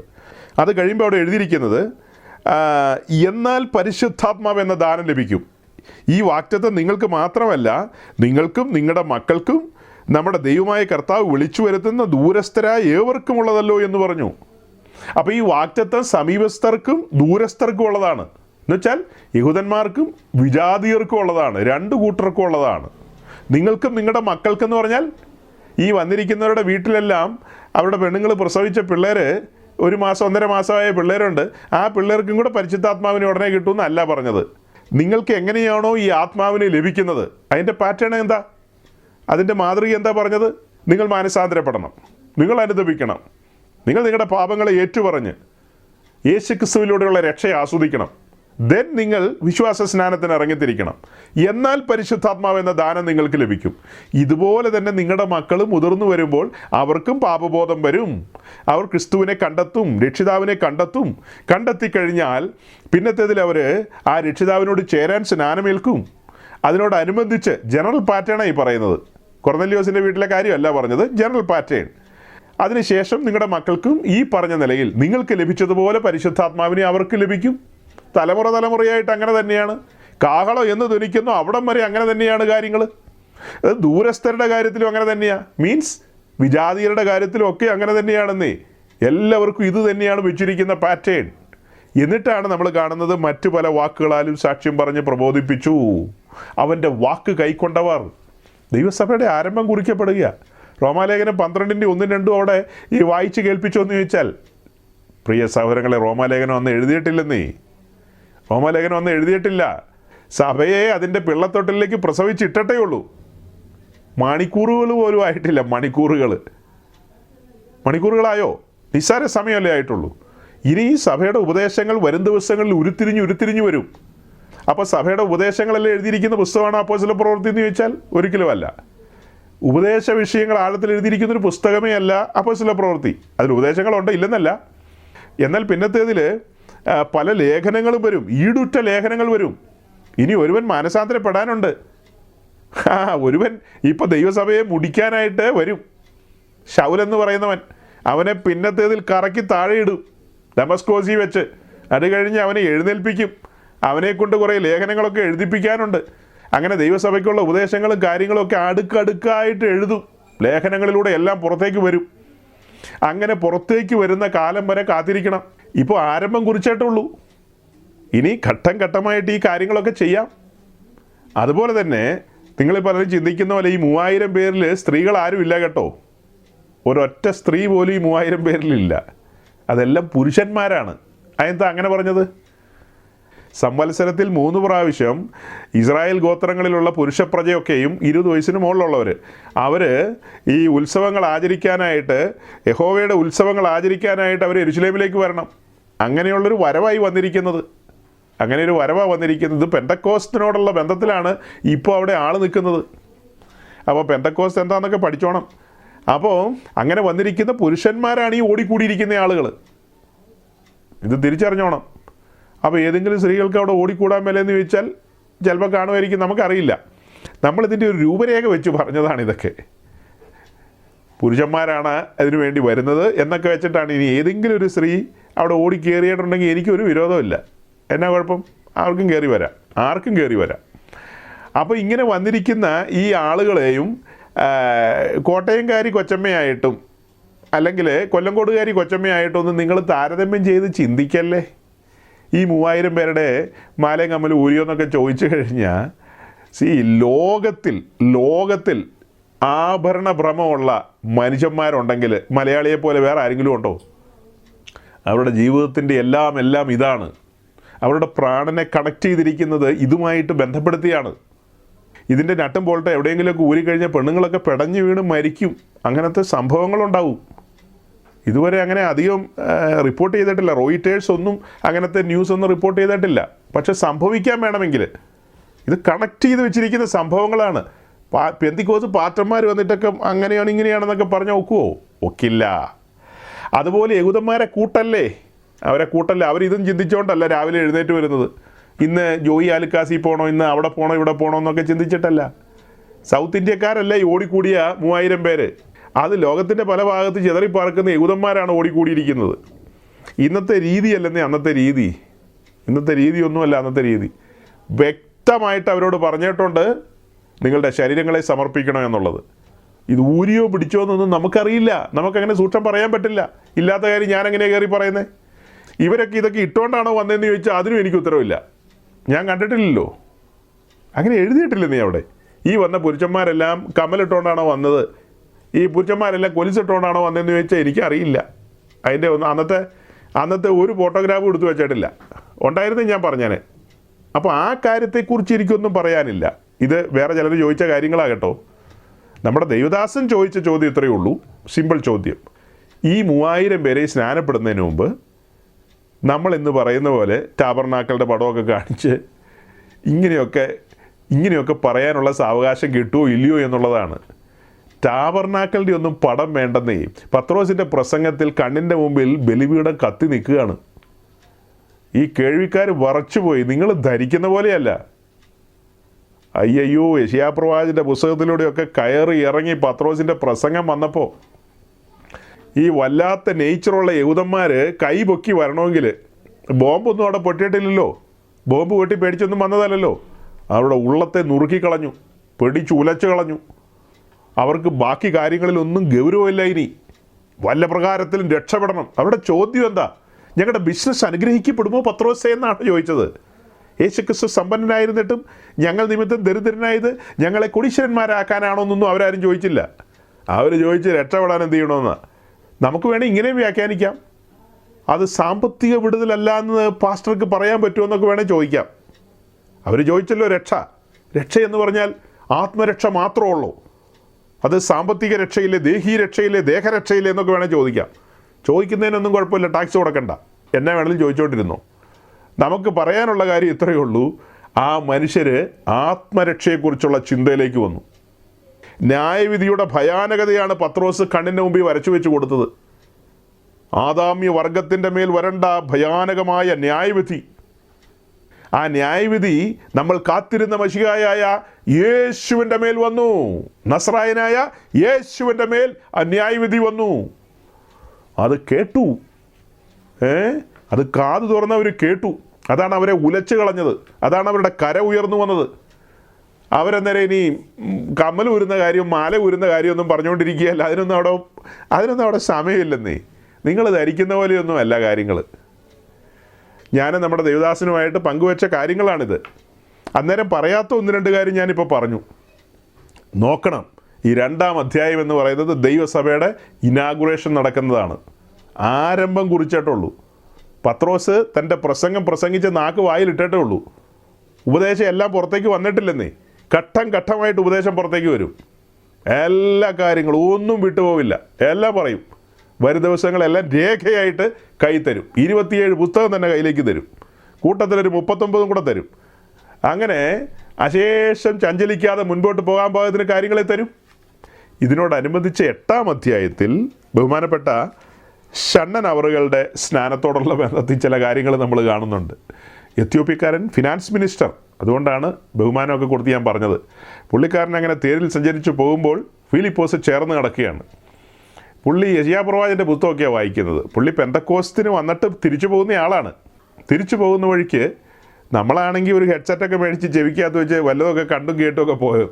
ഇത് എത്യോപ്യക്കാരൻ ചണ്ണൻ യെശയ്യാപ്രവാചകൻ്റെ പുസ്തകമൊക്കെയാണ് വായിക്കുന്നത്, തിരുവെഴുത്ത് വായിക്കുകയാണ്. ഒരു ഫിനാൻസ് മിനിസ്റ്റർ ഇങ്ങനെയൊന്നും ആകാൻ പാടില്ല. ഇച്ചിരി ലോകമൊക്കെ വേണം. പക്ഷെ പുള്ളിക്കാരൻ അങ്ങ് ആത്മീയനാകാൻ നോക്കുക. എന്തായാലും അങ്ങനെ നോക്കി നോക്കി പുള്ളി വെള്ളത്തിൽ ചാടിയെന്ന് പറഞ്ഞാൽ മതിയല്ലോ. ഇതാണ് കൊച്ചിക്കാരനൊരു സഹോദരൻ എന്നോട് പറയുന്നത്. പാത്രി പറയുന്നതിനോട് എനിക്ക് യോജിപ്പില്ല. രക്ഷിക്കപ്പെടണം, സ്നാനപ്പെടണം. പിന്നീട് ഈ പറയുന്ന ഇങ്ങനെ പ്രസംഗമൊന്നും കേൾക്കാൻ പറ്റില്ല. എനിക്ക് എൻ്റെ അരിപ്രശ്നത്തിന് വേണ്ടി ഓടണം. അല്ലാതെ ഇങ്ങനെ എപ്പോഴും പ്രസംഗം കേൾക്കുക, പഠിക്കുക, കിടിക്കുക എന്നൊന്നും പറഞ്ഞാൽ യേശുവിനെ അറിഞ്ഞില്ല ഞാൻ, ഇനി എന്നാ പഠിക്കാനാണെന്ന് ചോദിക്കുന്നത്. ഇനി കൂടുതൽ പഠിച്ചാൽ തെറ്റിപ്പോകുമെന്നാണ് പുള്ളി പറയുന്നത്. ഞാൻ പറഞ്ഞത് ഞാൻ പ്രസംഗത്തിൽ പറയുമെന്ന് പറഞ്ഞു. പറഞ്ഞോളാൻ പറഞ്ഞു. പേരൊന്നും ഞാൻ പറയില്ലെന്ന് പറഞ്ഞു. അങ്ങനെ ഒരു മഹാൻ കൊച്ചിയിൽ ജീവിച്ചിരിപ്പുണ്ട്. എൻ്റെ ദൈവമേ, ഞാൻ തലയിൽ കൈവച്ചു പോയി. ഇത്രയും കാലത്തിനിടയ്ക്ക് ആദ്യമായിട്ട് കേൾക്കുക, യേശുവിനെ ഞാൻ അറിഞ്ഞു, ഇനി എനിക്ക് കൂടുതലൊന്നും അറിയേണ്ടെന്ന്. ഞാൻ ആകെ പറഞ്ഞ കാര്യം ഇത്രയേ ഉള്ളൂ. പഴയ നിയമത്തിൽ നിന്ന് 2 അധ്യായം ഡെയിലി വായിക്കുക, പുതിയ നിയമത്തിൽ നിന്ന് 1 അധ്യായം വായിക്കുക. അങ്ങനെ ഒരു 3 അധ്യായത്തിൻ്റെ ഒരു പ്രിസ്ക്രിപ്ഷൻ ഞാൻ കുറിച്ച് കൊടുത്തു, ചെറിയൊരു ഡോസേജ്. അപ്പോൾ ഇതിങ്ങനെ വായിച്ചൊക്കെ വരുമ്പോൾ അതിൻ്റെ ഒടുക്കം വെളിപ്പാട് പുസ്തകത്തിൽ എത്തുമല്ലോ. അപ്പോൾ ബൈബിളിൽ എന്തൊക്കെയുണ്ടെന്നുള്ളത് പുള്ളി അത്യാവശ്യം മനസ്സിലാക്കും. ഈ ബൈബിൾ വായിക്കുകയും പഠിക്കുകയും ധ്യാനിക്കുകയും ഒക്കെ ചെയ്യുന്നവന്മാർ മണ്ടന്മാരാണെന്നാണോ വിചാരിക്കുന്നത്? പുള്ളി പറഞ്ഞാൽ തെറ്റിപ്പോകുന്നതാണ്. പല പാസ്റ്റർമാരും പല വ്യാഖ്യാനങ്ങളും ഉപദേശങ്ങളും കൊണ്ടുവരുന്നു. അത് കൂടുതൽ വായിച്ചിട്ടാണെന്നാണ് പുള്ളി കണ്ടെത്തിയിരിക്കുന്നത്. എന്ത് ചെയ്യാനാന്ന് പറ. ആട്ടെ, ഏതായാലും എത്യോപ്യക്കാരൻ ഷണ്ണൻ വായിച്ചു പോയി അവസാനം പുള്ളി യഹൂദ മതാനുസാരി എന്നുള്ള ആ പട്ടമൊക്കെ ഉരിഞ്ഞു കളഞ്ഞിട്ട് ചുമ്മാ ഒരു ബെന്തിക്കോസുകാരനായിട്ട് വെള്ളത്തിൽ നിന്ന് കയറി വന്നു. അപ്പോൾ ഷണ്ണൻ്റെ നെക്ലസ് ഊരിച്ചോന്ന് ചോദിച്ചു കഴിഞ്ഞാൽ എനിക്കറിയില്ല. ഫിലിപ്പോസ് അതൊക്കെ ഊരിച്ചാർന്നോന്ന് ചോദിച്ചാൽ എനിക്കറിയില്ല. ഷണ്ണൻ്റെ വെഡ്ഡിങ് റിങ് ഊരിച്ചായിരുന്നു എന്ന് ചോദിച്ചാൽ അതും എനിക്കറിയില്ല. അതൊന്നും എൻ്റെ വിഷയമല്ല. ഞാൻ പറഞ്ഞു വരാന്നേ, മുന്നോട്ട് വരാന്നേ. ഇപ്പോൾ അപ്പോസ്തല പ്രവൃത്തിയാണിത്, ക്രിസ്തീയ സഭ ആരംഭിച്ചിട്ടുള്ളൂ. നിങ്ങൾ കിടന്ന് പിടക്കല്ലേ, തിടുക്കപ്പെടല്ലേ. ഇത് തുടങ്ങിയിട്ടല്ലേ ഉള്ളൂ. കാര്യങ്ങൾ തുറന്നു പറഞ്ഞ് അതിൻ്റെ രൂപരേഖ കൊണ്ടുവരാന്നേ, തിടുക്കപ്പെടണ്ട. പൗലോസ് ഒന്ന് രംഗത്ത് വന്നോട്ടെ. 8-ാം അധ്യായം ആയിട്ടുള്ളൂ. 9-ാം അധ്യായമൊക്കെ വരുമ്പോഴത്തേക്ക് ഞങ്ങളുടെ പൗലോസ് ലീഗ രംഗത്ത് വരും. പിന്നെ പൗലോസിനെ ഒരു കറക്കി ലോകം മുഴുവനും 1 കുറേ 39 അടി 5 പ്രാവശ്യം കൊള്ളാനുള്ളവനാണ് പൗലോസ്. ഇറങ്ങി വരട്ടെ. ആ പൗലോസിനെ കൊണ്ട് കുറച്ചൊക്കെ എഴുതിപ്പിക്കാനുണ്ട്. അതൊക്കെ എഴുതി കാര്യങ്ങളെ കൈ കിട്ടിക്കഴിയുമ്പോൾ ഇനി സന്ദേഹത്തിൻ്റെ ആവശ്യമൊന്നുമില്ല.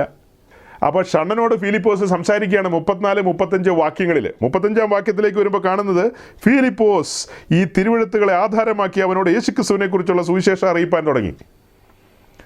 അപ്പോൾ ഫിലിപ്പോസ് ചുമ്മാ ഷണ്ണനെ സ്നാനപ്പെടുത്തുകയല്ല ചെയ്തത്. തിരുവെഴുത്തുകളെ ആധാരമാക്കി യേശുക്രിസ്തു എന്ന വീണ്ടെടുപ്പുകാരനെ പരിചയപ്പെടുത്തുകയാണ്. ഗുഡ് ന്യൂസ്, സുവിശേഷം അറിയിക്കുകയാണ്.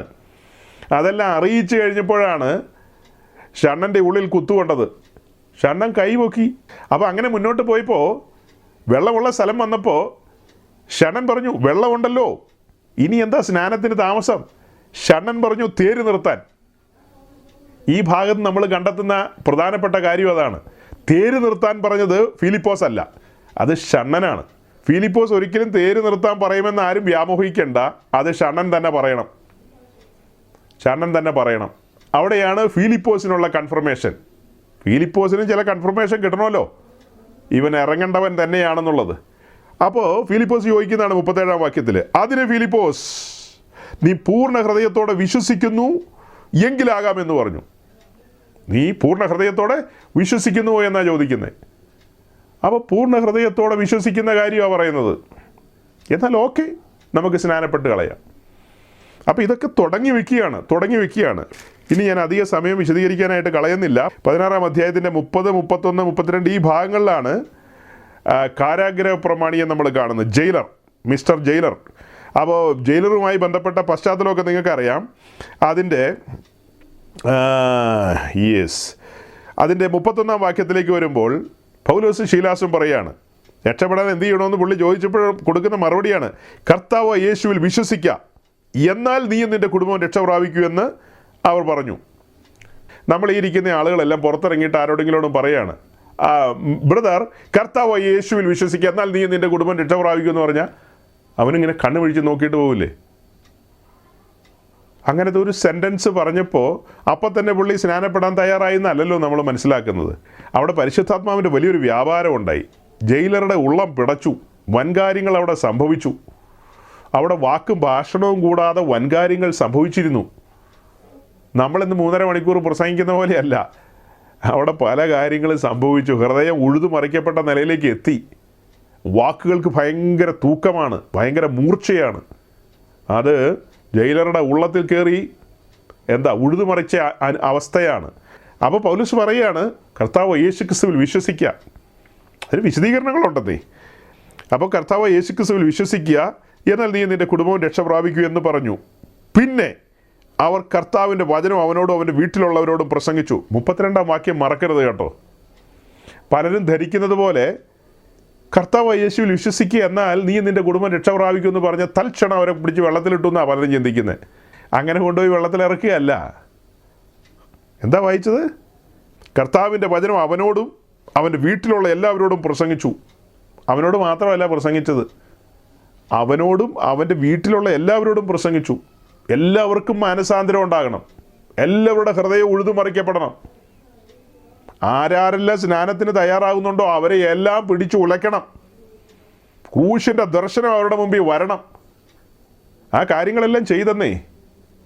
അപ്പോൾ അവിടെയൊക്കെ ഈ ഓർണമെൻറ്റ്സുമായി ബന്ധപ്പെട്ട കാര്യങ്ങൾ ഇവിടെ ക്വസ്റ്റ്യൻ ചെയ്യുന്നതിൽ അർത്ഥമില്ല. ഇവിടെ ആ കാര്യങ്ങളെക്കുറിച്ച് നമുക്കൊന്നും പറയാനില്ലെന്നേ. അവർ ഓർണമെൻറ്റ്സ് ധരിച്ചിട്ടുണ്ടോ ഇല്ലയോ എന്നൊന്നും നമുക്കറിയില്ല. പണ്ട് നമ്മളൊരു ഓർത്തഡോക്സിലെ അച്ഛന് നിരന്തരമായി മറുപടികൾ കൊടുത്തിരുന്നില്ലേ? നിങ്ങൾ ഓർക്കുന്നുണ്ടോ? സുദീർഘമായ പ്രസംഗങ്ങൾ 5-6 മാസം. അച്ഛൻ പറയുന്നത് കാരാഗ്രഹപ്രമാണി കുടുംബവും മാമോദീസ ഏറ്റു. കുടുംബം എന്ന് പറഞ്ഞാൽ അവിടെ കുഞ്ഞുങ്ങളുണ്ടായിരിക്കും. കുടുംബം എന്ന് പറഞ്ഞാൽ അവിടെ കുഞ്ഞുങ്ങളുണ്ടായിരിക്കും എന്നാണ് അച്ഛൻ ശാഠ്യം പിടിച്ചത്. അപ്പോൾ നമ്മളൊരു വാദത്തിന് സമ്മതിച്ചു. നമ്മളെങ്ങനെയാണ് വാദത്തിന് സമ്മതിച്ചത്? കാരാഗ്രഹപ്രമാണിക്ക് 5 മക്കളുണ്ടായിരുന്നു. മൂത്തവന് 30 വയസ്സ്, രണ്ടാമത്തവന് 25 വയസ്സ്, മൂന്നാമത്തെ ഒരു പെണ്ണ, അതിന് 18 വയസ്സ്, നാലാമത്തത് ഒരു അകാലത്തിലുണ്ടായൊരു കൊച്ച, അതിന് 3 മാസമായിട്ടുള്ളൂ. 2 മാസം കൂട്ടിയേക്കാം. അതിനിപ്പോൾ 56 ദിവസം ആകുന്നേ ഉള്ളൂ 5ാമത്തെ കൊച്ചിന്. അങ്ങനെ കൂട്ടിയാൽ പോരെ? അപ്പോൾ ഏറ്റവും മൂത്തവൻ 30 വയസ്സുള്ളവൻ അവനാണ് ആ ദേശത്തെ, ഫിലിപ്പിയ ദേശത്തെ നിരീശ്വരവാദികളുടെ പ്രസിഡൻ്റ് അവനാണ്. നിരീശ്വരവാദ സംഘത്തിൻ്റെ അല്ലല്ലോ, യുക്തിവാദി സംഘത്തിൻ്റെ പ്രസിഡൻ്റ് അവനാണ്, ഏറ്റവും മൂത്തവൻ. കാരാഗ്രഹപ്രമാണിയുടെ ഏറ്റവും മൂത്ത മോനെ. കർത്താവ് യേശുവിൽ വിശ്വസിക്കുക എന്നാൽ നീ നിൻ്റെ കുടുംബവും രക്ഷ പ്രാപിക്കും. അപ്പോൾ കുടുംബം എന്ന് പറഞ്ഞാൽ കുഞ്ഞുങ്ങളുണ്ടായിരിക്കും. സമ്മതിച്ചെന്നേ, അച്ചോ സമ്മതിച്ചു. മൂത്തതിന് 30 വയസ്സ്. 30 വയസ്സല്ലെന്ന് തെളിയിക്കാനുള്ള രേഖ അച്ഛൻ്റെ കയ്യിലുണ്ടോ? ഉണ്ടെങ്കിൽ കൊണ്ടുവാ, നമുക്ക് നോക്കാം. കാരാഗ്രഹപ്രമാണിക്ക് 5 മക്കളല്ല, 56 ദിവസം പ്രായമായ ഒരു കൊച്ചു മാത്രമേ ഉള്ളൂ എന്ന് തെളിയിക്കാവുന്ന രേഖ അച്ഛൻ്റെ കയ്യിലുണ്ടെങ്കിൽ കൊണ്ടുപോകാൻ. ഞാൻ ഇപ്പോൾ സല്യൂട്ട് അടിക്കാം അച്ഛന്. അച്ഛൻ്റെ കൂടെ ഞാനും വരാം, ഇങ്ങനെ വിറപ്പിക്കാൻ, ഗ്ലീലേ മീലേത് മോറാൻ എന്നൊക്കെ പറയാൻ. ഞാനിപ്പോൾ വരാം. നടക്കാത്ത കാര്യം എൻ്റെ പൊന്നച്ചോ. ഈ 3 ആമ്പിള്ളേരും ഒക്കെ എങ്ങനെയാണ് നടക്കുന്നതെന്ന് തമ്പുരാൻ അറിയാവുള്ളൂ. ഈ അച്ഛനോട് മറുപടി പറയാമെങ്കിൽ ഈ പെന്തിക്കോസുകാരോട് മറുപടി പറയാനാണോ പാട്? ഈ അച്ഛനോട് മറുപടി പറയാമെങ്കിൽ പെന്തിക്കോസുകാരോട് മറുപടി പറയാനാണോ ഭാരം? കാരാഗ്രഹപ്രമാണിയുടെ ഭാര്യയുടെ കാതിലും കഴുത്തിലും ഊരിയോ എന്നൊക്കെ ചോദിച്ചാൽ തിരക്ക് കൂട്ടല്ലേ സഹോദര? അവർ ഊരോ ഊരാതിരിക്കുക, അത് നമ്മുടെ വിഷയമല്ല. നമുക്ക് ഇനി മുന്നോട്ട് പോകാനുണ്ടെന്ന്, ഇനിയും സമയമുണ്ട്, മുന്നോട്ട് പോകണം. പൗലോസിൻ്റെ ശുശ്രൂഷ ആരംഭിച്ചു, 2ാം മിഷൻ യാത്രയിൽ വന്നിട്ടേ ഉള്ളൂ. ഇനി 3ാം മിഷൻ യാത്രയൊക്കെ ഉണ്ട്. അത് കഴിഞ്ഞിട്ട് പിന്നെ യെരുശലേമിലേക്ക് വന്ന് 5-6 അടിയൊക്കെ കൊള്ളേണ്ടതുണ്ട്. പിന്നെ പിടിച്ചുകൊണ്ട് പോയി കൈസരയിലെ ജയിലിലിടണം. അവിടെ നിന്ന് കൈസറെ അഭയം ചൊല്ലിയിട്ട് പിന്നെ റോമിലേക്ക് പോകണം. 2 കൊല്ലം റോമിൽ കിടക്കണം. അവിടെ കിടന്ന് ഈടുറ്റ കുറച്ച് ലേഖനങ്ങൾ എഴുതണം. എഫേസ് ലേഖനം, ഫിലിപ്പിയ ലേഖനം എന്നൊക്കെ പറഞ്ഞ് കുറേ ലേഖനങ്ങൾ എഴുതണം. ദൈവസഭയ്ക്കുള്ള ഉപദേശ രൂപങ്ങളെല്ലാം അതിനകത്ത് വരും. അങ്ങനെ ഈ കാര്യങ്ങളെല്ലാം പറഞ്ഞു കൊണ്ടുവന്നിട്ട്, അല്ല ഇതിനു മുമ്പ് തന്നെ റോമാലേഖനം എഴുതി കഴിഞ്ഞു കേട്ടോ. റോമാലേഖനം ഇതിനു മുമ്പ് തന്നെ എഴുതി കഴിഞ്ഞു. റോമാലേഖനത്തിൻ്റെ ഒടുവിലേക്ക് വരുമ്പോൾ 12ാം അധ്യായത്തിലേക്ക് വരുമ്പോൾ പറയാണ്, അതിൻ്റെ ആദ്യത്തെ 2 വാക്യത്തിലൂടെ നിങ്ങളുടെ ശരീരത്തെ സമർപ്പിക്കണമെന്ന്, നിങ്ങളുടെ ശരീരത്തെ സമർപ്പിക്കണമെന്ന് വ്യക്തമായിട്ട് പറയാണ്. 3ാം വാക്യത്തിലേക്ക് വരുമ്പോൾ എന്താ പറയുന്നതെന്ന് അറിയാവോ? 3ാം വാക്യം, റോമാലേഖനം 12ൻ്റെ, വായിക്കൊന്നും വേണ്ട, റോമാലേഖനം 12ൻ്റെ 3ാം വാക്യത്തിലേക്ക് വരുമ്പോൾ കാണുന്നത്, ഭാവിക്കേണ്ടതിന് മീതെ ഭാവിച്ചുയരാതെ ദൈവം അവനവന് വിശ്വാസത്തിൻ്റെ അളവ് പങ്കിട്ടതുപോലെ എന്നൊക്കെ പറഞ്ഞാൽ വാക്യം പോകുന്നത്. വാക്യം തുടങ്ങുന്നത് എങ്ങനെയാ? ഭാവിക്കേണ്ടതിന് മീതെ ഭാവിക്കരുത്. ഈ ഭാവിക്കുന്നതൊക്കെ എവിടെയാ? നമ്മുടെ ദേഹിയിലാണ്, അഥവാ പ്രാണനിലാണ്. 1-2 വാക്യത്തിൽ ശരീരത്തെ നമ്മൾ കണ്ടു, 3-ാം വാക്യത്തിൽ നമ്മുടെ പ്രാണനെ അഥവാ ദേഹിയെ കണ്ടു. ഇനി 11-ാം വാക്യത്തിലേക്ക് വരുമ്പോൾ, ഉത്സാഹത്തിൽ മടുപ്പില്ലാതെ ആത്മാവിൽ എരിവുള്ളവരായി കർത്താവിനെ സേവിപ്പീൻ. ഉത്സാഹത്തിൽ മടുപ്പില്ലാതെ ആത്മാവിൽ എരിവുള്ളവരായി, ആത്മാവിൽ ജ്വലിക്കണം, ആത്മാവിൽ ജ്വലിക്കണം, ഒരു കത്തലുണ്ടാകണം. അപ്പോൾ കത്തുന്ന അനുഭവം, ആത്മാവിൽ കത്തുന്ന അനുഭവം വിശദീകരിക്കേണ്ട കാര്യങ്ങളാണ്, ചുരുക്കി പറഞ്ഞേക്കാം. അപ്പോൾ ദേഹം, ദേഹി, ആത്മാവെല്ലാം ആ സമർപ്പണത്തിലേക്ക് വരണം. ഈ പറഞ്ഞ ജ്വലനത്തിലേക്ക് വരണമെങ്കിൽ, ആത്മാവിലൊരു ജ്വലനം ഉണ്ടാകണമെങ്കിൽ ബലിപീഠത്തോട് ബന്ധം വേണമെന്ന്. ബലിപീഠം മീൻസ് സമർപ്പണത്തെയാണത് കാണിക്കുന്നത്. അങ്ങനെ സമർപ്പിതനായ ഒരുവൻ തന്നെ ബലിപീഠത്തോട് ചേർത്ത് കെട്ടുകയാണ്. അങ്ങനെ കെട്ടുമ്പോൾ ബലിപീഠത്തിൽ തീ കത്തിക്കൊണ്ടിരിക്കുകയാണ്.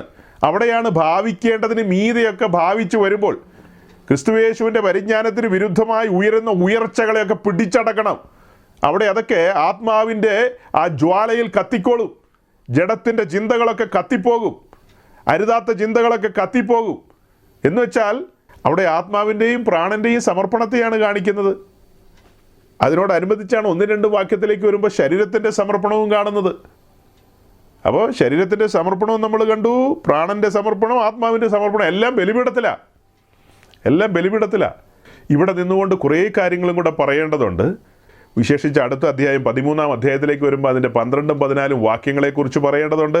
എഫേസ് ലേഖനത്തിൽ പോകേണ്ടതുണ്ട്, വേറെ കുറച്ച് ലേഖനങ്ങളിലും കാര്യങ്ങളും പോകേണ്ടതുണ്ട്. ഈ ദേവദാസൻ ചോദിച്ച അടുത്ത ചോദ്യങ്ങളുണ്ട്. അതിനുശേഷം കുറേ സഹോദരിമാർ ചോദിച്ച ചോദ്യങ്ങളുണ്ട്. അതായത് യാക്കോബിൻ്റെ ലേഖനത്തിൽ നിന്നൊരു ചോദ്യം വന്നിരുന്നു. അതായത് യാക്കോബിൻ്റെ ലേഖനം 2-ാം അധ്യായത്തെ മുൻനിർത്തിയാണ് ചോദ്യം വന്നത്. 2-ാം അധ്യായത്തിൻ്റെ തുടക്കത്തിൽ നമ്മൾ കാണുന്നത്, സഹോദരന്മാരെ, തേജസ്സുള്ളവനായി നമ്മുടെ കർത്താവ് യേശു ക്രിസ്തുവിൽ വിശ്വസിക്കുന്ന നിങ്ങൾ മുഖപക്ഷം കാണിക്കരുത്.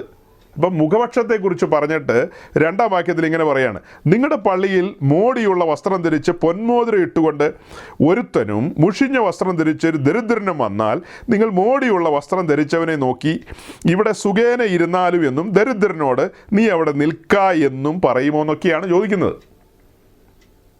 അപ്പോൾ ഈ ഭാഗം വെച്ചിട്ടൊരു ചോദ്യം എന്ന് വെച്ചാൽ, നിങ്ങളുടെ പള്ളിയിൽ മോടിയുള്ള വസ്ത്രം ധരിച്ചും പൊന്മോതിരം ഇട്ടുകൊണ്ടൊക്കെ ആളുകൾ വരുന്നുണ്ടല്ലോ, അപ്പോൾ പാസ്റ്റർ ഈ പറയുന്ന കാര്യത്തിന് എന്ത് സാധുതയാണുള്ളത്?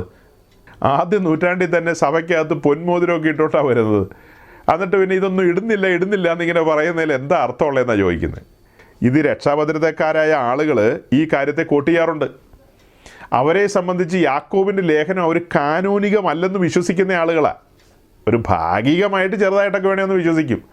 എന്നാൽ ഈ ഒരു ഭാഗം പറയാൻ മാത്രം അവരെടുക്കും. യാക്കോബിൻ്റെ ലേഖനത്തിൽ നിന്ന് ആകെ തൊടുന്നൊരു കാര്യം ഇതല്ലാതെ വേറൊരു കാര്യത്തെ അവർ അംഗീകരിക്കുന്നില്ല. അതിൻ്റെ ഏറ്റവും ഒടുവിലത്തെ അധ്യായത്തിൽ ഏലിയാവിനെ കുറിച്ച് പറയുമ്പോൾ, ഏലിയാവ് നമുക്ക് സമസ്വഭാവമുള്ള മനുഷ്യനാണെന്നൊക്കെ പറയുന്നില്ലേ, പ്രാർത്ഥനയെക്കുറിച്ചൊക്കെ പറയുന്നില്ലേ, അതിന് തൊട്ട് മുകളിൽ എഴുതിയിരിക്കുന്നത് എങ്ങനെയാണ്? നിങ്ങളിൽ ദീനമായി കിടക്കുന്നവൻ സഭയിലെ മൂപ്പനെ വരത്തട്ടെ എന്നൊക്കെയാണ് അവർ പറയുന്നത്. ഇത് കാനോനികമല്ലെന്നാണ് പറയുന്നത്. ആ കാര്യത്തിലൊന്നും ഇത് കാനോനികമല്ല. പിന്നെ ഏത് കാര്യത്തിലാണ് കാനോനികം? 2-ാം അധ്യായത്തിൻ്റെ തുടക്കത്തിൽ കാനോനികമാണ്. അതെന്നാ? പൊന്മോതിരം ഇടുന്ന വിഷയം അവിടെയുണ്ട്. സഭയിൽ പൊന്മോതിരമുണ്ട്. ഭയങ്കര സ്ഥാപിക്കലുകളാണിതെല്ലാം, അസാധാരണ സ്ഥാപിക്കലുകളാണ്. യാക്കോബിൻ്റെ ലേഖനം മൊത്തത്തിൽ ഞങ്ങൾക്ക് വേണ്ട, പ്രവൃത്തിയാലുള്ള കാര്യങ്ങളൊക്കെ ഈ 2-ാം അധ്യായത്തിലുണ്ട്, അതൊന്നും ഞങ്ങൾക്ക് വേണ്ട, കാനോനികമല്ല. 1-ാം നൂറ്റാണ്ടിലെ സഭയ്ക്ക് അത്ര താല്പര്യമില്ലായിരുന്നു എന്നൊക്കെയാണ് അവരുടെ അപ്പോസ്തലൻ പറയുന്നത്. എന്നാൽ ഈ കാര്യം പറയുമ്പോഴോ, ഇത് പറയുമ്പോൾ 100 നാവാ. ഇത് സ്ഥാപിക്കണമല്ലോ അവർക്ക് ഈ കാര്യങ്ങൾ. ഇനി നിങ്ങളുടെ ശ്രദ്ധയെ ഞാൻ ആ വാക്യത്തിലേക്ക് കൊണ്ടുവരികയാണ്. സെക്കൻഡുകൾക്കുള്ളിൽ നിർത്താം. നിങ്ങളുടെ അസംബ്ലിയിൽ മോടിയുള്ള വസ്ത്രം ധരിച്ചും പൊന്മോതിരം ഇട്ടും കൊണ്ട് ഒരുത്തൻ വരുന്നു. എവിടെയാണ് വരുന്നത്? നിങ്ങളുടെ അസംബ്ലിയിൽ. അപ്പോൾ ഈ നിങ്ങളാരാ? ആ അസംബ്ലിയിലെ മെമ്പേഴ്സാണ് ഈ നിങ്ങൾ എന്ന് പറയുന്നത്. ദൈവസഭയിലെ അംഗങ്ങളാണ്.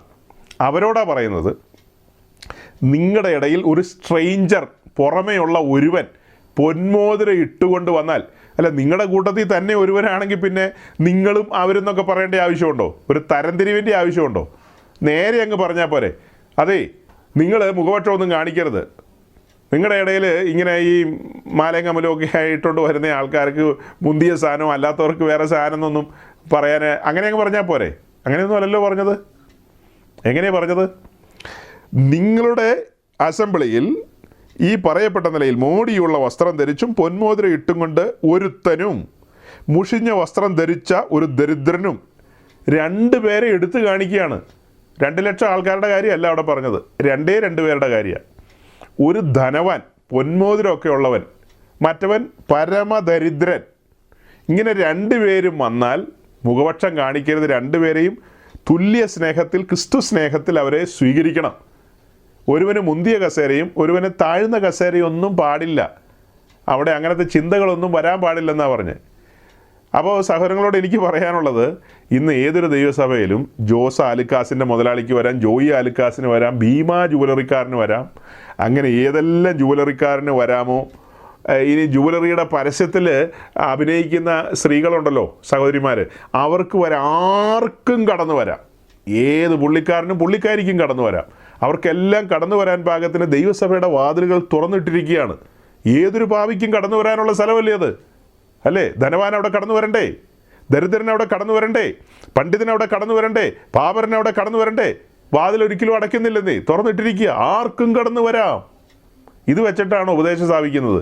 തിരക്കേടില്ല അപ്പോസ്തലന്മാർ.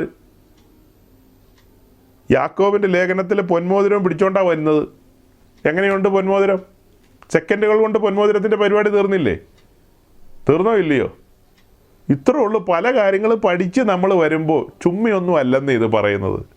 ചുമ്മയൊന്നും പറയുന്നതല്ല, അത്യാവശ്യം ബോധ്യത്തിൽ തന്നെയാണ് ഈ കാര്യങ്ങളെ പറയുന്നത്. ഇനി നമുക്ക് പറയാനുള്ളതും ഗൗരവമായ കാര്യങ്ങളാണ്. അതിലേക്കൊക്കെ കർത്താവ് വരാൻ താമസിച്ചാൽ നമുക്ക് അടുത്ത ആഴ്ച കടക്കാം. സമയം വളരെ മുൻപോട്ട് പോയി. ഈ വചനങ്ങൾ നിങ്ങളുടെ ജീവിതത്തിൽ അനുഗ്രഹമായി തീരട്ടെ എന്ന് പ്രാർത്ഥിച്ചുകൊണ്ട് ഞാൻ എൻ്റെ വാക്കുകൾ ചുരുക്കുന്നു.